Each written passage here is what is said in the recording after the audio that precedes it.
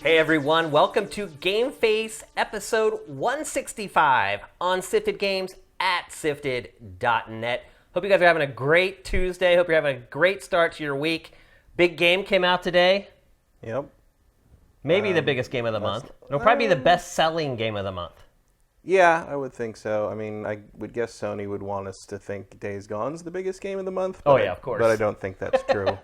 It's exclusive, so Yeah. I think Mortal Kombat will ultimately end up selling more. It should sell more. We're going to definitely talk about that on the show. Matt and I have both been playing it. I've actually finished it. Well, if you can ever finish a fighting game.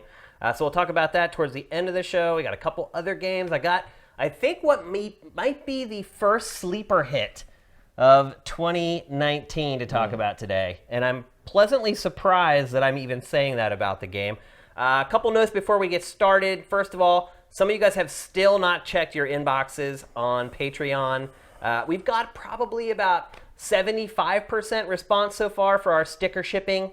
So there's a bunch of you guys who still have not replied. Check your inboxes, your DM inbox on Patreon. We're asking for your address so we can send you out stickers. And this is just for folks who pledge at $15 or more per month. Been getting great feedback from the people who have received them so far. Most people have been sticking them on their consoles so far, which I found interesting.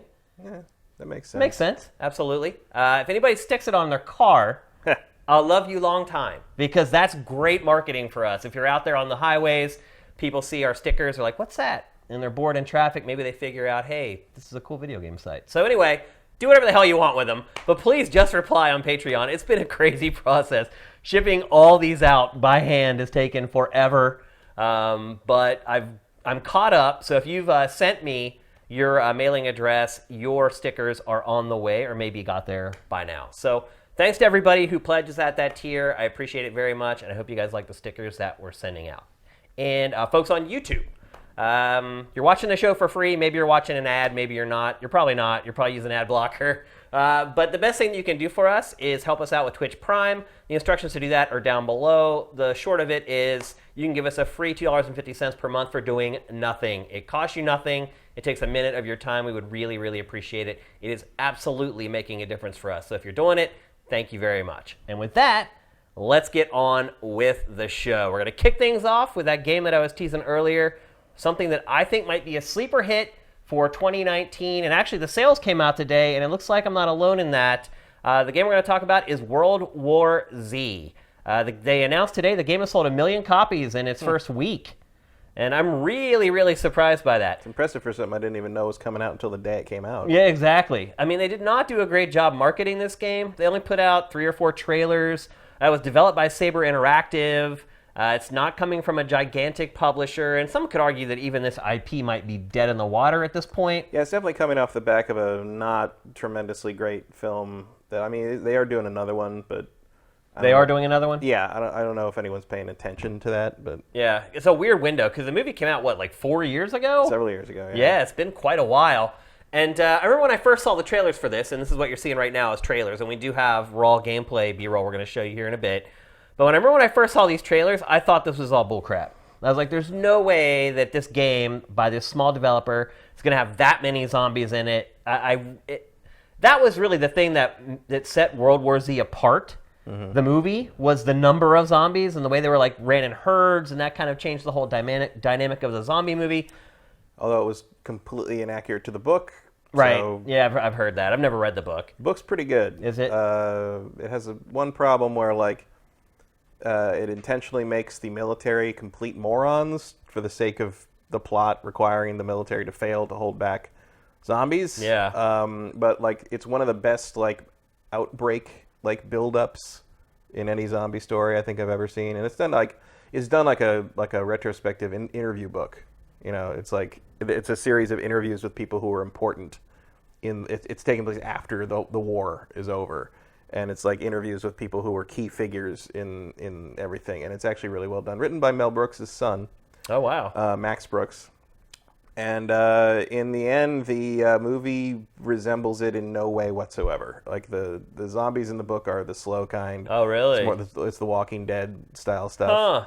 Interesting. It's more of a slow terror burn kind of thing, and it gets into like a lot of politics and like, you know, like how it starts to spread, because it starts to spread in an undeveloped part of the world, and by the time anybody figures out what's going on, it starts in China, and China's government won't admit that there's a problem, and by the time they do, you've got like millions of zombies, and there's nothing anyway. So it's, and it kind of gets into all that stuff and how like there's still zombies underwater, and like, you know, even years after the war, people like they could, you know, one could just come walking up a beach. And and bite one person and start all over again. There's all this stuff up in like the tundra and stuff where they're frozen, and like people like patrol the tundra in the spring and shoot them as they thaw out and stuff. Like there's some really cool stuff in it, and it would have been a pretty cool like low budget, like, you know, if you did it like a Ken Burns drama or like an interview document, like a talking head documentary. But then Brad Pitt got the rights, and it turned into an he owns the rights. Yeah, his production company is the one that did it. That explains why he's in the film as well. Yes. Yeah. So instead it became a nonsensical like Independence Day style blockbuster. Well, I'll say this about the video game: the story elements in the video game are worse than the film. So that's impressive. So you have the book, the film, the video game. There isn't really any storytelling in the game. For those of you who don't know, World War Z is a Left 4 Dead clone, meaning... I kind of assumed it was multiplayer only, almost. It is multiplayer only, yeah. So it's up to 4 players cooperatively, online. You can play it offline, but I could not see any fun in doing that, to be perfectly honest with you. The fun of it is teaming up and helping each other get through it. And obviously you can revive characters who are downed. There are certain zombies in the game that if you don't have somebody help you, you can't survive once they get a hold of you. So like the tanks in this game, they'll pick you up and they'll just start slamming you down on the ground, and they'll keep doing that until you die unless somebody comes over and kills the heavy. So I don't know how, I haven't... Yeah, crazy bug there that I saw almost as soon as I started playing the game. I thought about taking it out of the B-roll, but I was like, no, I think it's indicative of the game a little bit. I think it's important to leave it in there. But it's a 4-player cooperative third-person shooter, and you're just taking on literally herds of zombies. They're not the slow-moving kind. They run. Some of the herds that I've seen, I know the trailers say hundreds. I would not be surprised if a couple of the herds that I saw were over like 1,000 or 2 zombies. And the cool part about it is, and you'll see it in the B-roll here as it goes on, is you can spot the herds coming from like far away.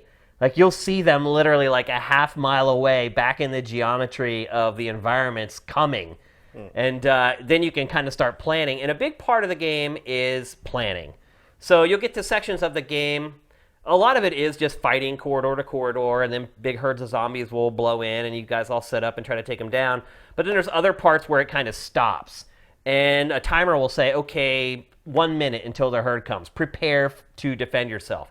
And what you'll do is you'll search the environment, and you'll find defensive items located around the environment. So you can find turrets. You can find these things that you lay on the ground that electrifies the ground. And so there are certain segments in the game where you kind of set up camp, and you just defend that spot, kind of like a horde mode. But you have these armaments that you can use. You can strategically place them. You can't place them wherever you want, though. So that where you place the turrets is predetermined, where you place the electric floor is predetermined, but there's more slots than there are actual items. So you can be strategic in which positions you actually choose to put those objects in. So there's a little bit of strategy to it. But for the most part, it's really just posting up and just mowing down zombies. And the zombies are really fast, and it's scary. Like when you first see like 1,000 zombies running full bore at you, you're like, oh my gosh, how can we survive this? And like you can see right here, them just coming off over the bridge there. Like this happens over and over in this game, and it's a unique feeling that I honestly have not felt in a game before. And you see them coming, and you're like, there's no way we can wipe this out. But then you'll have somebody posted up on a turret, and you can literally just mow down hundreds of them like per second with a big turret. It feels so rewarding. And then a lot of times, like the zombies, they don't come after you. They go after objectives. So like here, they like kind of run past me because they're all going to a gate. You can see there's the gate there. So sometimes you're trying to defend objects instead of yourself, and you're like, wait a minute, why are these zombies running past me? It's because they're running to an objective to try to take an objective, and it's your job to take them out before the fence gets destroyed. There's another In this mission we're about to watch here, you basically defend a bus as the bus travels through the city, and you have to defend the bus. The zombies don't really come after you that much. They go after the bus and try to attack the bus. And so there's like a little bit of different strategies involved there. There are 4 different missions in the game. And let's see, there's Japan, there's Israel. What are the other 2? I can't remember. I would guess there'd be a China. Is there China level in there? I don't think so. Germany? No. We could go on and on trying to guess them, but... Well, I'm trying to think of like key locations in the movie or the book. Yonkers? No, Yonkers, No? New York. Battle of Yonkers is the big turning point in the book. Oh, it is. When the military does stupid stuff and gets overrun, and Yeah. that's when they lose the east side of the country. Yeah, Yonkers is For not in reasons here. that no military outfit would ever... I mean, it's ridiculous. Yeah. It's, So there's 4 missions in the game. Originally there were supposed to be 3, and then Japan was supposed to be its first DLC drop. But a couple months ago, they changed their minds. They're like, you know what, we're just going to put Japan in with the base game. And there's not a lot of game here yet. I think that's probably my biggest criticism. You can make it through, if you're playing with good players, you can make it through each mission in a little less than an hour, something like that. Each mission has like 4 or 5 different sections. And you can choose to start from any point as well within each mission. So you don't have, when you go to play it again, you don't have to start from the first mission and then play it all the way through. If you say you were on the 3rd part of that mission and you had to leave or the connection dropped or whatever, when you go back to play it again, you can start from that checkpoint. Alternatively, when you're matchmaking with people, you sometimes you'll get matchmaked and you'll just be right in the thick of it. Like you literally just spawn and there's like 500 enemies like running around. It's an intense game. It's an exciting game. It's not a great looking game, but I think when I've been playing this, one thing I've been doing is saying, okay, is this better or worse than Left 4 Dead in pretty much every way? And visually, it's a step way farther than what you got with for Left 4 Dead, obviously. It's definitely a step up from the 10-year-old game. Yeah, right. So Left 4 Dead is like 10 years old, so you expect it to look better, and it does look a lot better. That said, it's not going to win any Best Graphics Awards at the end of the year. Now, when you have that many zombies, it makes sense that they would have to be pretty simply modeled, and they are. And the gore is... There's a lot of blood. There's not a lot of like dismemberment and things like that. So after a battle's over, you're not seeing like heads and arms and legs laying everywhere. Lots of dead zombies. But you're not seeing their body parts, and I think that's one way that they keep the poly count down to make sure that it runs. And I will say this, like, I did not notice any crazy frame rate dips. It's not running at 60, but it doesn't dip down. And you would think a game like this from a developer of that size, when you just throw like a couple thousand zombies on screen, I would expect there to be at least a little bit of a chug, but no. I mean, it pretty much stays locked at 30 the entire time. There's a comedic angle to this game, too, and it's not intentional. They don't try to be funny. The zombie physics in this game are really bizarre. So sometimes just shoot a guy in the leg, and he'll just fly like 10 feet up into the air, like spiraling. If they're running at you and you shoot them, it's pretty comical to watch how they collapse to the ground, and they'll fall on top of each other. And the physics are built in so that they actually play off of each other. The bodies play off of each other. But ultimately, I think what people have to decide if they want to buy this. And it's $40. It's not a full price game, so it is a budget game. And they have announced that there's going to be a ton of DLC coming. And they have to, because right now I think you could literally finish the entire game in probably 2 or 3 hours if you just played it. Now, they want you to play this over and over again. Because it's all about loot and guns. And it's not, when I say it's all about loot, it's not like you're constantly you don't loot any enemies. And you're not finding it's not like the Division 2 where there's just stuff everywhere that you have to loot constantly to get stuff out of. There are things that you find, there are weapons that you find that you can add to your arsenal for that mission. But you can't start a mission with the weapons that you find. You have to unlock the weapons that you can use to start missions using the points that you earn when you complete missions. And they'll have like an SMG, and then they'll have like 4 or 5 different versions of that SMG, and each one adds like an extra attachment. So the second one has like a muzzle brake that helps with the stability. The next one has a clip that's bigger, so you can fire more shots before you have to reload et cetera, et cetera. And then they do that for each class. And then there's also a skill tree that you open up using those same points. So you have to make a decision whether you use your points for improving your weapons or if you want to use it to basically add buffs to your character. And the skill tree is pretty big, and there's one for each class, and I think there's like 8 classes. There's a lot. And each class has its own tree of completely unique buffs that you can apply to your character. Character customization is minimal and kind of embarrassing. It's not it's not robust. It's kind of like a fighting game. All the characters are prefab. You can't really create your own.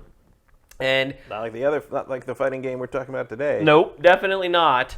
And it'll be interesting to see how they handle DLC for this because it is a budget game. So I would suspect that the DLC is not going to be free, particularly considering that they gave you what was supposed to be the first DLC episode for free in the base game. So I doubt that they're going to give any more away for free. And I could see people getting into this game and, begging for that new content because what they do is they encourage you to keep playing the same missions over and over, but there are literally like 10 difficulty settings. And I played it on the first difficulty setting, and I died a lot. I mean, when you have that many zombies around, you're going to die. Sometimes you just get piled on, and there's nothing you can do about it. So I think what they want people to do is just to keep playing it over and over again, the same missions, and then bumping up the difficulty settings so that when you get new weapons, they're not just completely wiping people out. And obviously you get more XP, and then the stuff gets more expensive. It all feeds into the same XP treadmill that we're used to with these games.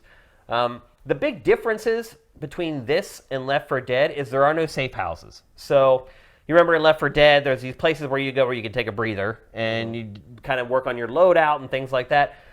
In this game, there aren't separate safe houses, but the way it's designed, after you finish a skirmish, there's always a big pile of ammo and weapon crates sitting there, and you can take as long as you want. It's not like zombies just randomly run out. It's all kind of set up beforehand so that you know whenever the horde's going to get triggered and they're going to start coming at you. So that's the biggest change. There's no downtime in this game at all as far as okay, we finished that. Now let's hang out in the safe house and work on our strategy or anything like that. It's just always on. You're always playing the game.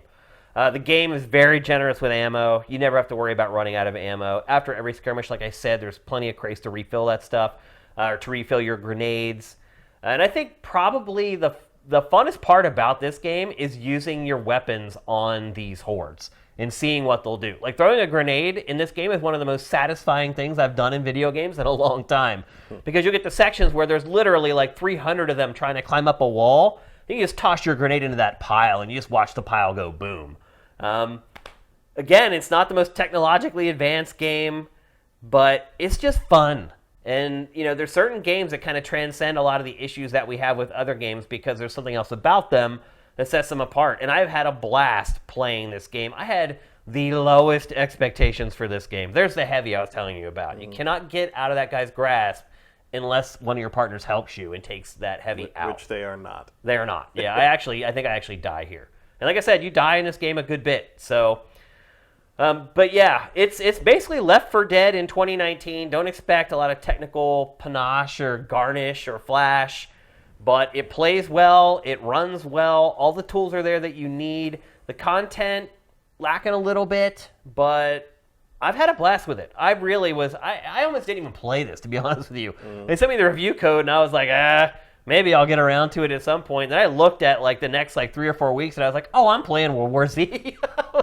I'm going to have to play World War Z. And it was a pleasant surprise. Again, $40, it's on every platform. Except for Switch. I'm not sure if it's on Switch, actually. I don't know. But it's a budget title. It's low risk. It's a lot of fun. Obviously, it's interesting that this came out now because in a week's time, we have Days Gone. Not even a week. I mean, it's It's 3 days. Is it? Oh, yeah. Friday. It's the 26th. You're right. So, we're going to have a zombie off here. I didn't even think of that Days Gone is competing for pop culture mindshare with Avengers Endgame and the big battle episode of Game of Thrones this weekend. Yeah. Good luck, boys. And you have this budget title that's kind of doing the same thing, although it's not. No, I mean, Days Gone is more interesting to me, which is not a thing I think I've ever said before. You haven't. In the sense You've not been a fan of Days Gone. In the sense that it's a single player. Right. experience as opposed to a co-op thing. Like I might take a look at the World War Z game if time goes by and the DLC is robust and it gets cheap real quick or something like that. But I played Left 4 Dead and Left 4 Dead 2 a lot, and I did too. We used to play it at G4. Yeah, after work really we'd all get together and play. I have not felt the need to do that again. You know what? I think it took 10 years. Yeah, I think it really did. I think I was finally ready to play something like this. But I would say, too, that this design has been cloned a bunch of times. Like, there's games like Vermintide out there that are doing the same thing, but in a different setting. Yeah, this is just the same thing, basically. Yeah. A little bit of Raiders of the Broken Planet had that. Yeah, it did. Or whatever they call it now, because I can't remember the new name. Yeah, they should have left the name the way it was. Worst rebranding in the history of rebranding things. Yeah, but I was pleasantly surprised by this game. I had a ton of fun with it. $40, pretty cheap. It'll be interesting to see how the zombies work in Days Gone now, because they've kind of gotten away from the whole, hey, look at how many zombies we have on screen thing, which is what they debuted the game with, really. But like all the stuff that they put out for the last couple months, they haven't really focused on that at all. So I don't know if they've dialed it back. I know there was lots of stories about the game not running well when they had all those zombies. There's apparently 40 zombie herds roaming the map. At all times? Yeah, I think if you eliminate one, they're gone. For good. For good. But what I read, and I think the Game Informer thing was there's like 40 of the herds wandering around, and you kind of got to work around them or deal with them. I think people are going to be shocked by Days Gone. Because... In a bad way? Or? I think in a good way. Yeah. I can't say anything. But... Yeah. I think it's got to sell first. I've been seeing a fair amount of ads on like sporting event broadcasts and stuff, so they're doing their usual thing. I mean, but I don't know anyone who my usual suspects of like more casual non-game industry following people, not a single one of them has asked me about that game, which is unusual. Yeah. I mean, I'm not saying it's going to sell well or whatever. I think people are going to be surprised by what it is. Yeah. Yeah. Yeah. And I think for the good. For the good. I'm just going to say this. Clear your calendar. Clear your freaking calendar. You're talking about like Assassin's Creed Odyssey level stuff here? Wow. Yep. Big game. Yep. I don't think anybody expected this game to be what it is. I'll put it to you that way. After as long as it's taken. It should be. Kind of, yeah. It should be. But after all the problems they've had like along the way, I think a lot of people have just kind of written it off. And Friday, I think a lot of people are going to be surprised. So there you go. That's World War Z. I would absolutely recommend it at $40, even though there's only 4 missions there now. I got $40 of fun out of that game already, guaranteed. And I didn't really play anything. I played the Japan level twice, and then I went back and would play sections of the other ones, but I only played through everything like one time through. And I felt like I got my money's worth out of that. I had a lot of fun with it. Even playing with randoms, it was fun. People were great to each other and helping each other out and getting each other's backs. And yeah, I've had a really good time with it. So I give thumbs up for World War Z. Never thought I'd ever be saying that. That said, I would wait for next week's show if you're wondering, should I buy World War Z or Days Gone? Yeah. So if you're on the fence on those games, maybe wait another 7 days. I'll say that. All right, let's move on. We're going to talk next about a game that was leaked this week. We love leaks here on GameFace. A game that was leaked and a game I've been calling for like 2 years. You have. You absolutely have. It was leaked this week that Warner Brothers is working on a Suicide Squad game. And not only that, that's not the big surprise to me. The big surprise to me is that it's a game as a service. Not a surprise to me. I mean, I guess everything's going to be that now. I mean, I've been saying that's what they've been working on for like 2 years now. Yeah. I mean, like, Suicide Squad game as a service, you can sell all kinds of weird gear and modification things. You can add new characters however you want, because basically you can use either an endless supply of B and C list villains that could be part of the Suicide Squad. You could have people design their own villain, like you did in the Lego DC Supervillains game. It's an obvious move. And if you remember, Matt has been calling this for literally like 2 years, because every time we've discussed what is Rocksteady doing next, you have brought this up. Yep, because rewind the tape, people. Seriously, Matt has been on this for like 2 years. They've teased Suicide Squad twice in 2 different games, And at the time that they would have started development, even after Montreal canceled their initial foray into that, because they were the ones who were originally supposed to make it. I think they are still working on it, but I think it's multiple.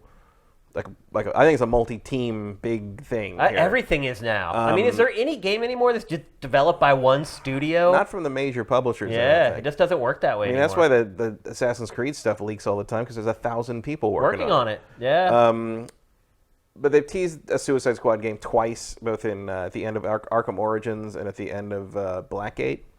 And the movie was the only successful DC movie at the time, even moderately successful at the time, in terms of penetrating into like pop culture and like mind share. Like that. You've seen Harley Quinns at Halloween every year since Suicide Squad came out. Suicide Squad was terrible and it didn't make tons of money, but it had an impact. People like the characters. Yeah, that's what matters. Yeah. And so doing that made a lot of sense, especially if they really didn't want to make another Batman game. And we knew they weren't making a Superman game, regardless of what people, had their fantasies about it, I guess. But like even Rocksteady's own people were like, yeah, we don't want to do a Superman game. Like no one wants to do a Superman game. It's too weird. It is weird. Yeah, when you have someone that can't be destroyed, how do you make it compelling? I mean, you can make it compelling. Like you basically make It's always the cheap fallback. It's a giant escort mission. Yeah. Basically, like your job is to make sure that other things don't get damaged so much. But no, that's not fun. It's not fun. They've tried, and I've never enjoyed a Superman game. I mean, they really set the precedent with Superman 64. So Superman Returns game was okay, but it was that same thing. The life bar was Metropolis. Yeah. Like if too much of Metropolis got damaged, that's how you lost. Right. And it was fine. It was it's enjoyable-ish, but like on the level of something like Arkham, where like like Arkham Asylum or Arkham City, where like you're like, wow, this is Batman. Like I'm playing a Batman game. This is great. Like Superman, that'd be a much harder thing. I mean, I think you could probably do it, but and Suicide Squad also made sense because the other rumor that kept flying around that people I think preferred was that it was going to be Justice League as a game of this as a service sort of thing. Yeah. But that doesn't make any sense because the Justice League's power sets are too varied, which means you have to figure out. Say you're making like a raid, because like one of the things that was leaked in this is there's a Ra's al Ghul raid, which is a ridiculous sentence, but but there's like. So let's say. I mean, they said this is like Destiny. Yeah, exactly. That's the game that they compared it to. Exactly what I thought it would be, really. But it's like. How do you see this falling into Destiny's? So imagine you're doing like a Justice League one. So now you've made the Ra's al Ghul raid, but you have to make it completable by someone using Superman's powers or Batman's powers. Right. How does that even? I mean, the whole thing seems so dicey. You're right. You almost need these like. Suicide Squad's kind of perfect for it. Yeah. It's like you're using like fairly low level powers or just like really good like gadget stuff. Yeah. Or just like melee. Like Killer Croc is a moderately strong, punchy guy. Harley Quinn has her bat and her mallet or whatever. Captain Boomerang. God, DC has terrible villains. Captain Boomerang. It really does. Has boomerangs. Because of course he does. And kangaroos. Mirror Master has mirrors. Of course he does.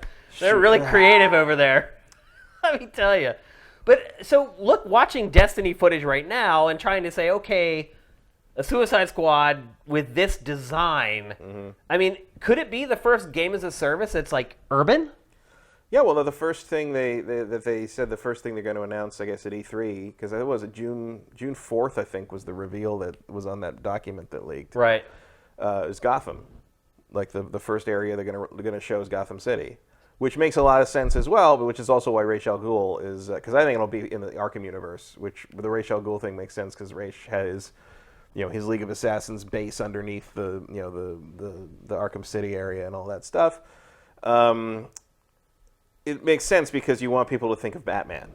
Yeah. Yeah. You want to offset the fact that you're making a Suicide frickin' Squad game by the fact that look, it's Gotham and it's Batman. It looks like Arkham City, and it's like look at the thing it's that thing you like. It's the thing you like. Is everyone going to have a gun though? Because that's not really their thing. No, I think they'll have an appropriate ability based on whatever they have, and like, you can come up with a projectile attack for just about any of those characters, probably, except maybe Killer Croc. I mean, I guess he could like pick things up and throw them. I mean, is he going to be like a melee character? Yeah, in theory. I mean, it doesn't have to be exactly He'll like be a heavy, obviously. I think they're talking, in terms of Destiny, I think they're just talking about structure. Oh, okay. as far as like how it's going to not roll that out. Not that it's a first-person shooter, but that like, you're going to have like an open world with mingle player stuff. You're going to be able to go into like specific sort of quote-unquote dungeons where you play with your specific group or solo, and there'll be a story that you can follow through it, but you kind of weaves you in and out of the mingle player section, and there'll be raids. Obviously, there's a Ra's al Ghul raid. They're just structurally, it'll be like a Destiny game. The weird part about it, though, is that in most games as a service, you create your own character. Well, I'm curious, because one of the things I think you've seen Warner Brothers really delve into, both in Injustice and now with Mortal Kombat, is taking these established characters but letting you modify their appearance to a tremendous degree. And even in Injustice 2, you saw that when you're just fighting, because when you're fighting like in the AI stuff or the multiverse section or whatever, they'd randomize the outfits and trinkets and stuff on the enemies you're fighting, and 2 Harley Quinns or 2 Batmen would look completely different. They did a pretty good job of that.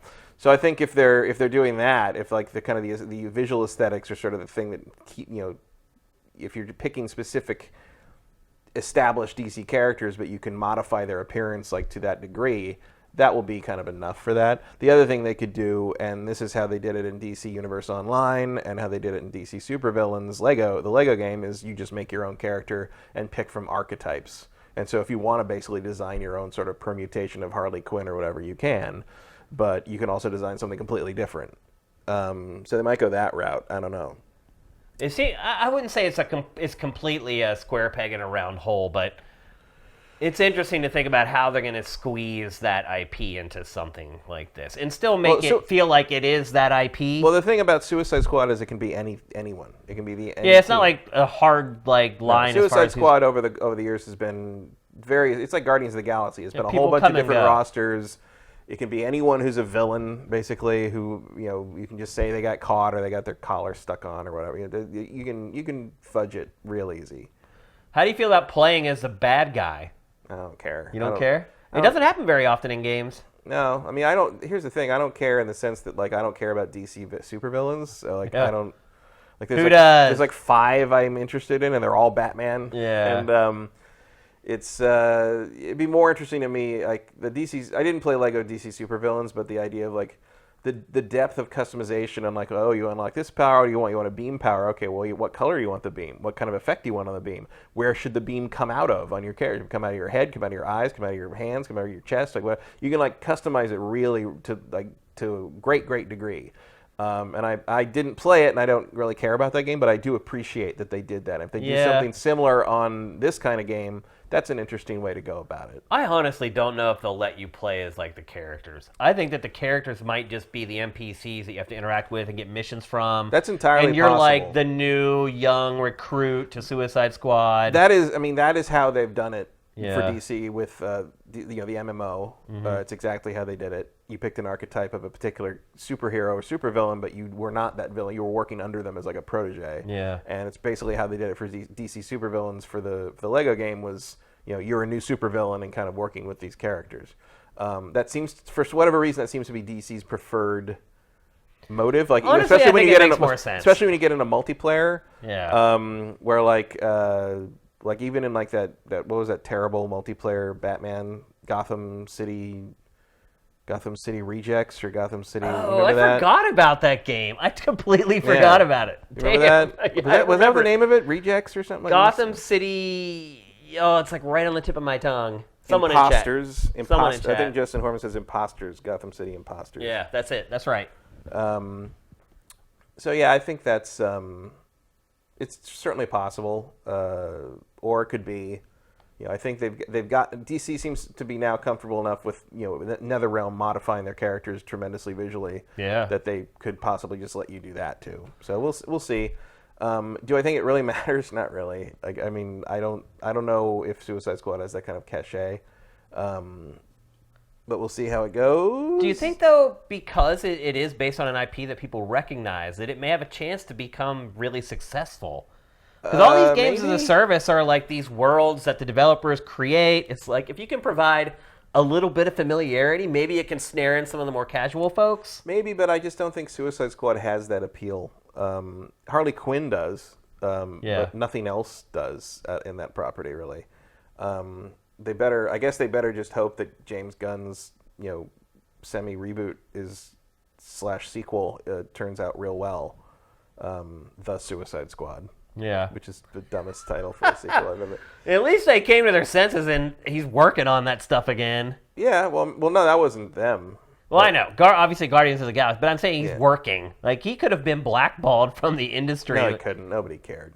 Like that. I mean, we didn't care. It seemed like some people did. No, Disney's executive wing just freaked out and acted too soon and got duped by a bunch of Nazi dumb fucks, and that was the end of it. Yeah. Like, that was it. I mean, that was it. They were duped. They were duped by like a bunch of right wingers who were upset that James Gunn has political opinions on Twitter. Right. And that's why later and on they they're dug like, up oh, those yeah. old tweets that he already apologized for. Oh yeah. But also like. So the end, and then he went and got this job for DC, and then they brought him back for Guardians. The next day, right? Yeah. So like the end result was now he's got 2 movies. Now his career just like leveled up. Yeah, he's Thanks, gonna be the first director to do both, play right? both sides basically.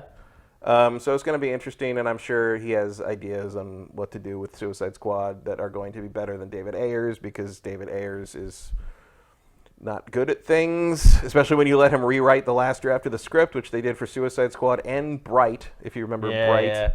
If they're debuting this at E3, though, I doubt anything that James Gunn is doing on that film is going to make it into the game. Maybe his DLC stuff. Well, I mean, James Gunn's they're going to start shooting it this fall, so it's certainly Script's already done. Certainly possible as like a first DLC round sort of thing. Yeah.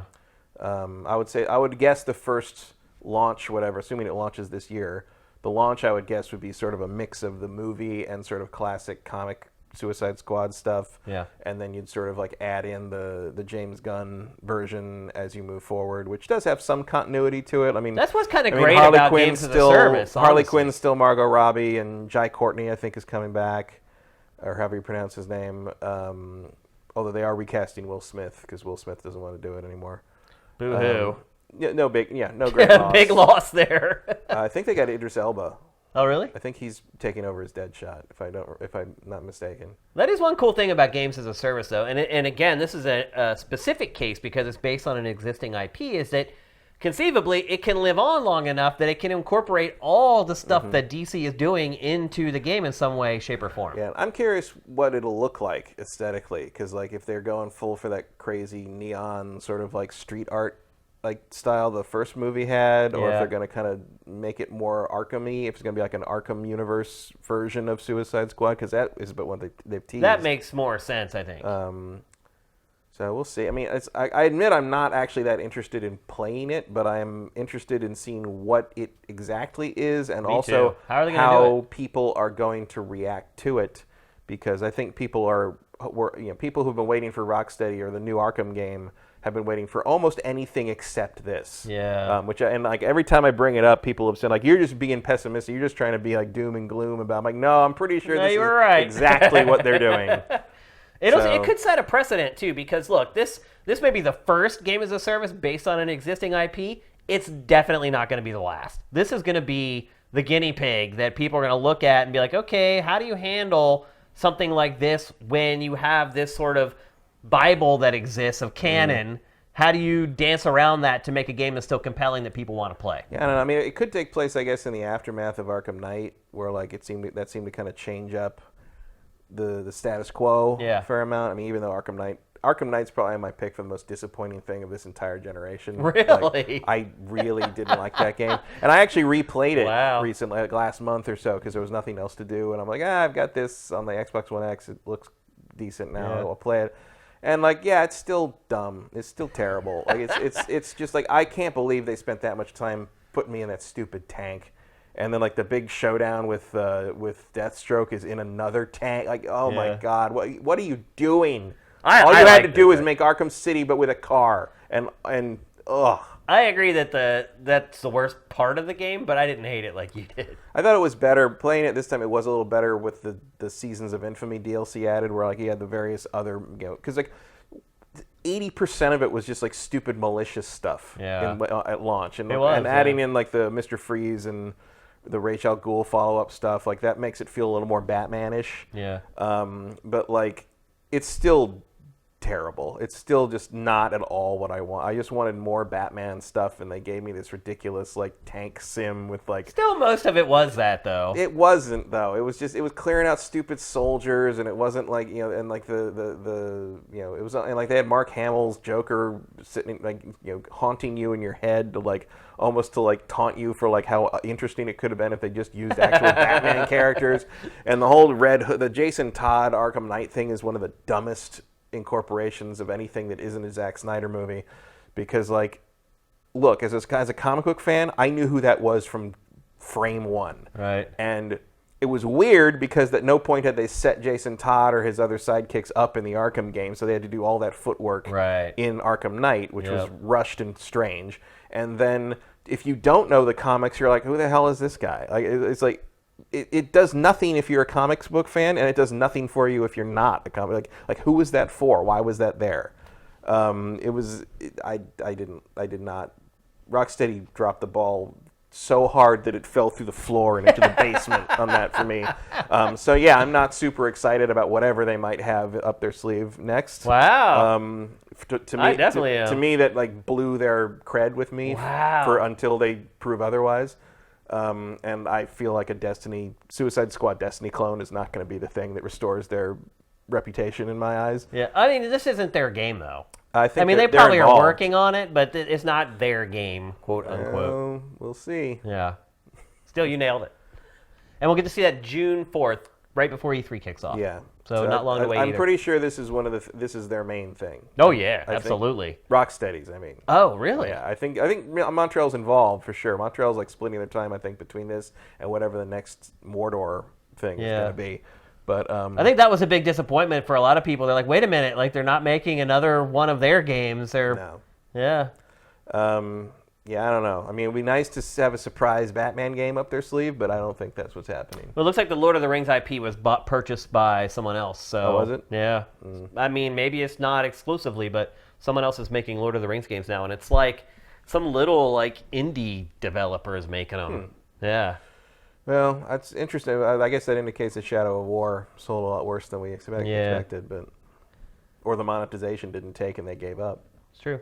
So we'll get a first look at that on June 4th. Not much longer to wait. Not much longer to wait for E3, by the way. It's like 50 days away. So it's coming up fast. All right, let's move along. We're going to talk next about GameStop. We talked about it a couple of weeks ago. Honestly, I thought that discussion in that episode was one of the best discussions in the episode. We're not going to rehash a lot of that. That discussion was all about that GameStop was in financial dire straits and what can they do, what can't they do. Well, GameStop has tried to answer that question itself by changing one of its, I would say, most controversial policies, other than the fact that they give you 50 cents for a used game. And that is its prior no return policy. It has decided that it is now going to allow people to return games within 48 hours and get a full refund. You have to have your receipt. The game still has to appear new. Can't have any scratches. You have to take good care of the game. But within 48 hours, you can return a game and get a full refund. Matt, do you think that this is something that can turn the fortunes for GameStop? No. Yeah. But it's nice. So PlayStation it's too little too late. Yeah. But PlayStation just changed its policy as well on digital. Now you have like 2 weeks before you can like return something digitally, which seems crazy generous. Seems like plenty of time to finish the game, but they must be tracking how long you play. Yeah, that's all set up based upon how much you play. They can see how much you've played the game, and here this is just 48 hours. But to your point, it's the same thing. Like we're going to talk about a game here in a minute that is not especially long, and you could have very easily went and bought it at GameStop and played through it like 3 or 4 times in 48 hours and brought it back and got all your money back. Doesn't it just sound like it's just a free rental policy? A little bit. I mean, I don't see what else. I mean, it's interesting in the sense that it's like a massive reversal of their policy standards for which was no returns the entire time under any circumstances. Like, you assume, and even if it was like an open game that they a gutted copy, like they say, and I'm like, but like you're selling that to me for full price new. But if I brought that to you, it would be used. Yeah. Which is I mean, they've been caught re-shrink wrapping games and sure. selling them as new, and well, they do that anyway. There's like the last copies like had the disc pulled out of it, and so they just stick it in the thing and they put a sticker over it. And they're like, there, it's a new copy. No, it isn't. no, it's like, not.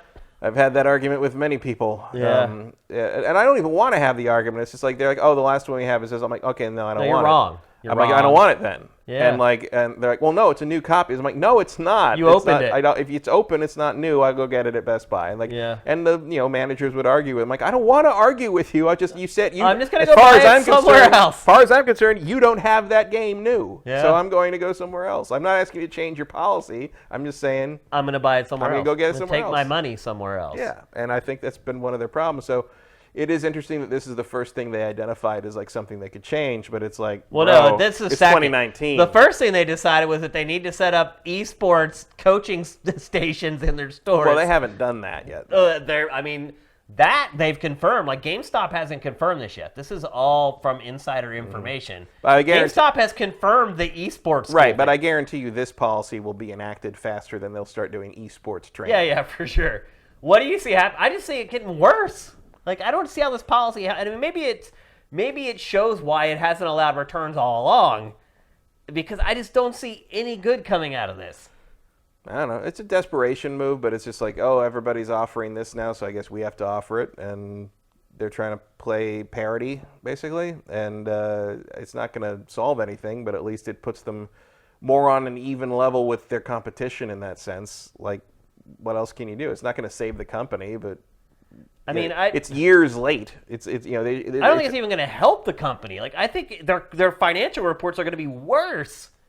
I think the idea is like just they don't even make all that much money off the new game. $12 per game. So the idea is mostly to get people in there, like hoping that when you bring that game back 48 hours later, you'll impulse buy some Funko Pops or something. Well, the other thing too is that they don't give you your cash back. It's all store credit. It's all store credit. So they're technically never losing that money. Mm-hmm. So maybe they look at it like, we're not really losing anything. Yeah, they have to pay. We're just gaining a used copy very quickly. Right, that we can then sell for $45 or $50 anyway. Yeah, again. Yeah, for all profit. Right, for pure 100% profit. So it's not gonna make a dent. Yeah, it's at least something. Is there anything that can save GameStop?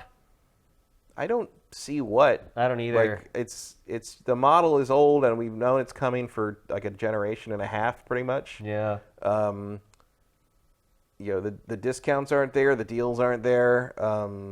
They have a horrible reputation. Yeah, it's just not much you can do about it. I mean, they still harass you like crazy when you go to buy something there. It's like, I just want to buy this. Please just take my credit card and run it and give me my freaking game. I don't want to sit here and argue with you about magazine subscriptions or some stupid Power Player plan you have. I don't care. I want to buy the game and I want to get out of here. Like, and they can't. They won't. Like, and I feel bad because the clerks, they're just brainwashed into they've got this rigmarole, this spiel that they give every time someone comes to the counter. And I just try to, basically when I get to the counter, I just try to give them the look like, bro, don't do it. Like, well, they have to do it. I know they do. They'll be fired. Again, it's corporate down, and it's just a bad company. Yeah. I mean, really, isn't that what it comes down to? I haven't bought anything there in years. I haven't either. PlayStation VR was the last thing I bought there. I bought the GameStop exclusive Starlink ship. That was probably the only thing I bought at a GameStop in probably because they were the only ones that had it. Yeah, well, and you wanted it. Yeah, because it was exclusive. Yep. So I just walked in and got it, and the guy was like, this game is weird. I don't even know what it is. I'm like, that's not a good thing for a guy selling for the clerk. Yeah. This is a desperation move of the highest order, and one that I think will probably just backfire, because they try to take yourself back to when we were 13, 12 years old. If I had known I could go to a store and buy a game, and you could basically just rent for free for the rest of your life for $60. You buy the first game, and you just can keep going and getting them and then just returning them in 2 days. It's like you can just go on forever doing this. And we wouldn't do it because we're always going to move on and play something new or whatever. But kids, it's like they find a way that they can get free video games for perpetuity. Oh, they're going to work it, man. And those kids have nothing to do. Think about how bad it's going to be in the summertime when the kids aren't in school and they have all day to play games. I mean, even big games, like you could conceivably finish like a 30 or 40-hour game in that 2 days if you don't sleep, and they will not sleep. They will absolutely do that. So I just don't see any scenario where this works out to the good for GameStop. And I feel kind of bad saying that, because it kind of proves GameStop's old policies right in some weird way. Yeah, I mean, I don't know. Like it was a money-making policy, but it wasn't a consumer-friendly policy. Right. And this is, but it's too little, too late. So that's the end of it. Yep. Like, yeah, we're just going to slowly watch GameStop slide down the hill at this point. I mean, I feel like we've already been doing that for a couple years now. But they're finally getting close to the incinerator. So. Yeah. The trash compactor. I'm thinking more the end of Toy Story. Oh, okay. 3. I was thinking Star Wars. I just saw Mark Hamill on some talk show, late night talk show, and he was telling some crazy story about the compactor scene. It was something that Harrison Ford said to him. He said they were shooting the scene, and they were in between takes, and he said to Harrison Ford, he's like, if I'm in a trash compactor, shouldn't my hair be like all wet and matted down? And Harrison Ford said, if people watching this movie are worried about your hair being wet, we're all effed. Yeah, he said, he's like, kid, it ain't that kind of movie. Right, that's what he said. It ain't that kind of movie. People are watching your hair, and we're in trouble. Yeah. And then he said, next time I saw Harrison was like, I don't sound like that. It's a great story. But anyway, that's what I made thinking about. Yeah, but I'm always thinking about GameStop. I feel has been sliding down the junk pile into the burning, and I don't think the claw aliens are going to come save them. Nope. On this one. Definitely not. Although it is funny that their delaying tactic, their most effective delaying tactic, has been selling useless like tchotchke things like those aliens. Yeah. No, you're right. It's funny. That is funny. All right, we're going to talk next about another rumor. Actually, this is just a straight-up rumor that's floating around right now, and that is that Disney is in discussions with Nexon to buy Nexon. For something like $13.7 billion. I'm sure people read that story and were like, how is Nexon worth $13 billion? And if you live in America, I could completely understand why you would say that. But if you lived in Korea, you would know exactly why Nexon is worth that much money. There's a reason Cliff was excited to get Nexon for Lawbreakers. Yeah. So didn't work out, but yeah, it definitely didn't work out. And I would argue that part of the reason it didn't work out was Nexon's fault, because it didn't market the game. Mm-hmm. I felt like they gave up on it before it was even released. I felt like Nexon didn't understand how to handle a real video game. A real video game. That's a good way to put it. So you'll see in the B-roll that we have for this, Nexon typically does not make big budget AAA. He went back to that, by the way, in his last episode.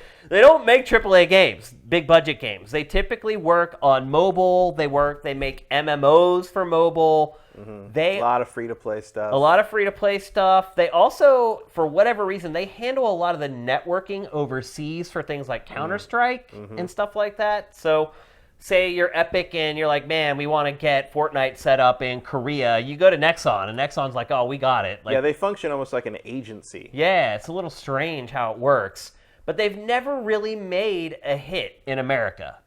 Korea, sure, but they've never really had a hit game in the West. So where do you think what is Disney thinking? I think Disney wants that lucrative mobile pie. But one thing EA is good at, and it has done a pretty good job with Star Wars as well, is mobile stuff. Yeah, but I think we are seeing, first off, they want to do more. Yeah. And, the fact that they're re-establishing Lucasfilm Games says to me that the EA experiment has not been really up to their standards, and they want to. And also, Disney does this periodically. They delve into gaming, and they do it for like 4 years, and then they're like, oh, we don't want to do this anymore, and then they back away from it and get rid of everything and fire everybody. That's happened like 3 separate times. I know. People have been kind of freaking out about like this, and oh my God, Disney doesn't know how to make video games. I doubt people like us are ever going to really even notice these games, the outcome of these, of whatever they do for $13 billion, and we won't even notice.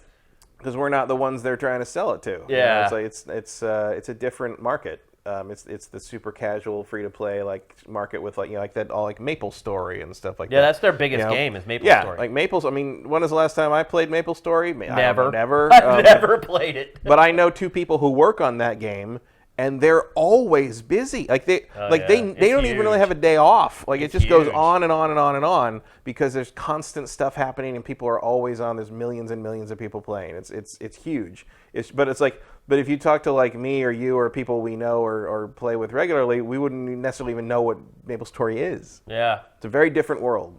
Now look, a lot of like I don't think buying Nexon replaces their EA deal at all in that regard, or the Square Enix deal for Avengers or anything like that. Interesting. I think this is a completely separate venture, and they see a lot of money in kind of cornering this aspect of the Asian game market.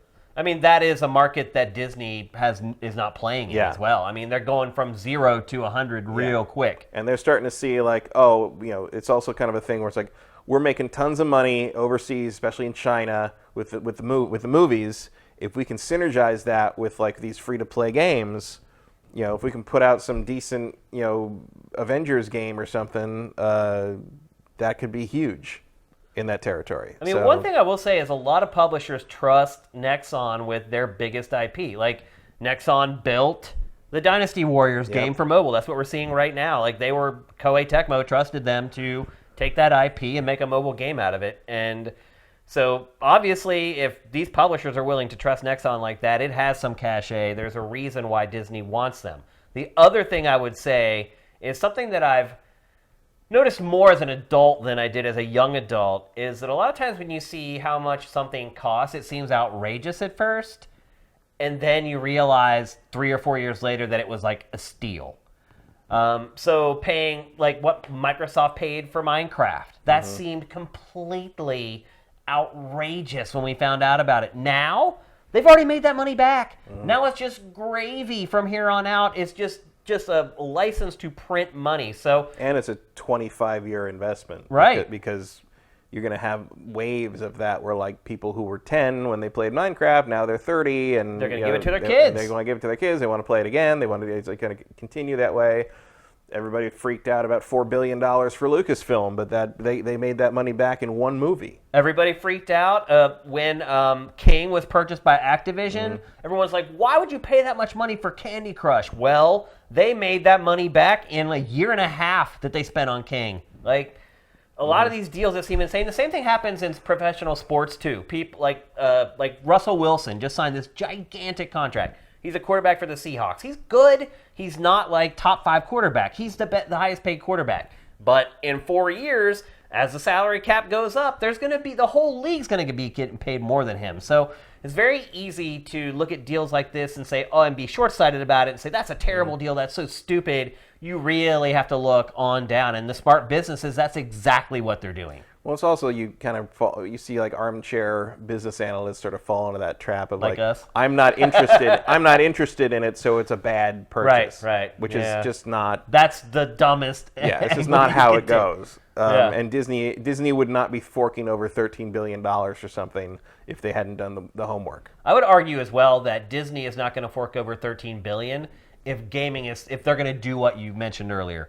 Get into it, and then 3 years later, bail again. You would hope. Yeah. I think this shows a commitment to gaming from Disney. But it's also like not the gaming we would hope for, care about. Right. It's not like commitment to making more Jedi Fallen Orders or whatever Crystal Dynamics is making for the Marvel license. Yeah. It's a commitment to kind of these disposable treadmill mobile things. It is. Which are big money makers, so it makes sense that you would be interested in that as Disney. But like I don't think it's going to do any good for us in the end. No.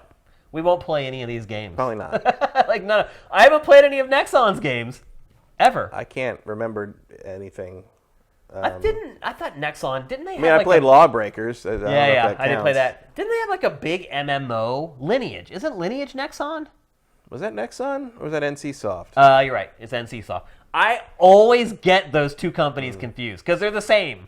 They're these companies that kind of have tentacles in the West, but for the most part, they make all their money in Korea. But yeah, obviously, no matter what, a $13 billion deal would be a gigantic deal. And And I think with this deal in particular, it probably will take them 5 to 10 years to recoup all that cash. I don't care how big your mobile game is. Making $13 billion, that takes a long time, even if you're Candy Crush. So, I think that would indicate that Disney is at least serious at being in a part of gaming long term. Hopefully, the experience that it's had with EA doesn't tarnish it to a point where it doesn't want to work in the console space anymore. But I think the sales of Fallen Order will prove to them that there's something there. Yeah. And we'll see how the Square Enix Marvel stuff does. I mean, that battle's not lost yet. Especially since they, if Square's stuff does extraordinarily well, you've got proof that you don't need EA to have that kind of level of prominence. Yeah. Which can only be good for the Star Wars license moving forward. But I think what Lucasfilm Games is going to exist to do is to farm out the Star Wars license per developer, per publisher. And be kind of the gatekeeper and quality control. Do what they used to do when we were LucasArts. It's we want to make a game like this with Star Wars. We're going to go find the proper We're going to work developer. with Factor 5 or whatever. We're going to go talk to whoever we think will make this game the best.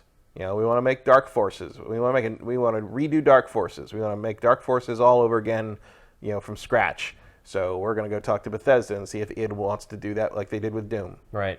Because it was a Doom engine game before. So how fucking great would that be? Yeah. So I'm hoping that's kind of where they're going to go with that, and that will be kind of a good model for that. Whereas if you want to kind of do this mass market, in-house Asian market, MMO, free to play mobile stuff, you could do worse to jumpstart your business than to just pay a ridiculous sum of money for Nexon. Yep. So I think that's what their plan is. I don't think it's going to particularly affect us. Yep. Unless you're a Disney shareholder and you're worried about where that $13 billion is coming from, but they got a war chest and a half, so I'm not worried about it. This is a long-term play, so it could affect us. Because my guess is when we're in our 60s and 70s, we're probably going to be playing mobile games. No, I don't think I'll ever. It'll be interesting to see how we evolve over time. Everyone I know that's old, they all play mobile games. They're going to have to be good games first, and that hasn't happened. Maybe really. by then, maybe in 20 years, they'll make a good mobile game. It's possible. Maybe. They haven't done it in the first 20. There's been a couple good ones, but they're rarities. Very rare. You think about the Monolith Valleys and Infinity Blades are few and far between, especially these days. Absolutely. All right, let's move along. We're going to talk next about Sony. We've had some people on Sifted over the last year and a half, or maybe half a year, who have talked about this, and I didn't really notice it because I don't really care. Right. But Sony had been dialing back. You don't play a lot of softcore anime games? I don't. No. I do not. The most popular content on Sifted, by the way, but I do not really care for them. And so people have been talking about this on Sifted all this time. I wasn't really seeing it. And then over the last couple months, it became kind of obvious that Sony had begun censoring sexuality in not just its own games, but in third-party games. And in fact, I would argue more so in third-party games than its first-party stuff. Yeah, I can't think of any real changes they made to first-party stuff. Unless we just didn't know, and stuff was in the game before and they took it out before it was released. Yeah, but who knows? Why would you know that? But the third-party stuff is the stuff that stands out. And I know we were talking about Devil May Cry 5 when it came out. We were like, wait a minute, why are these weird, why is there a nude scene, but then there's a bubble over this scene, but then in this other scene it shows stuff it didn't show? It was very weird. Well, it was that the PS4 version had a lens flare over a naked butt, and the other versions did not, including the Japanese PS4 version. Which is weird because usually the US version goes much farther than Japan as far as violence and usually sex. I wouldn't say that about the sex.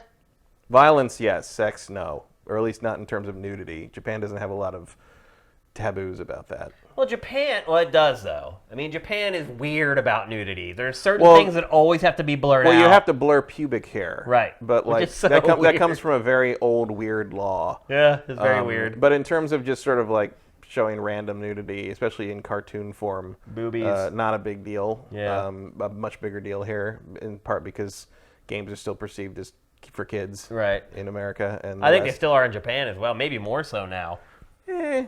I mean, also like they just don't care if their kids are seeing boobs. Yeah, and we shouldn't either, honestly.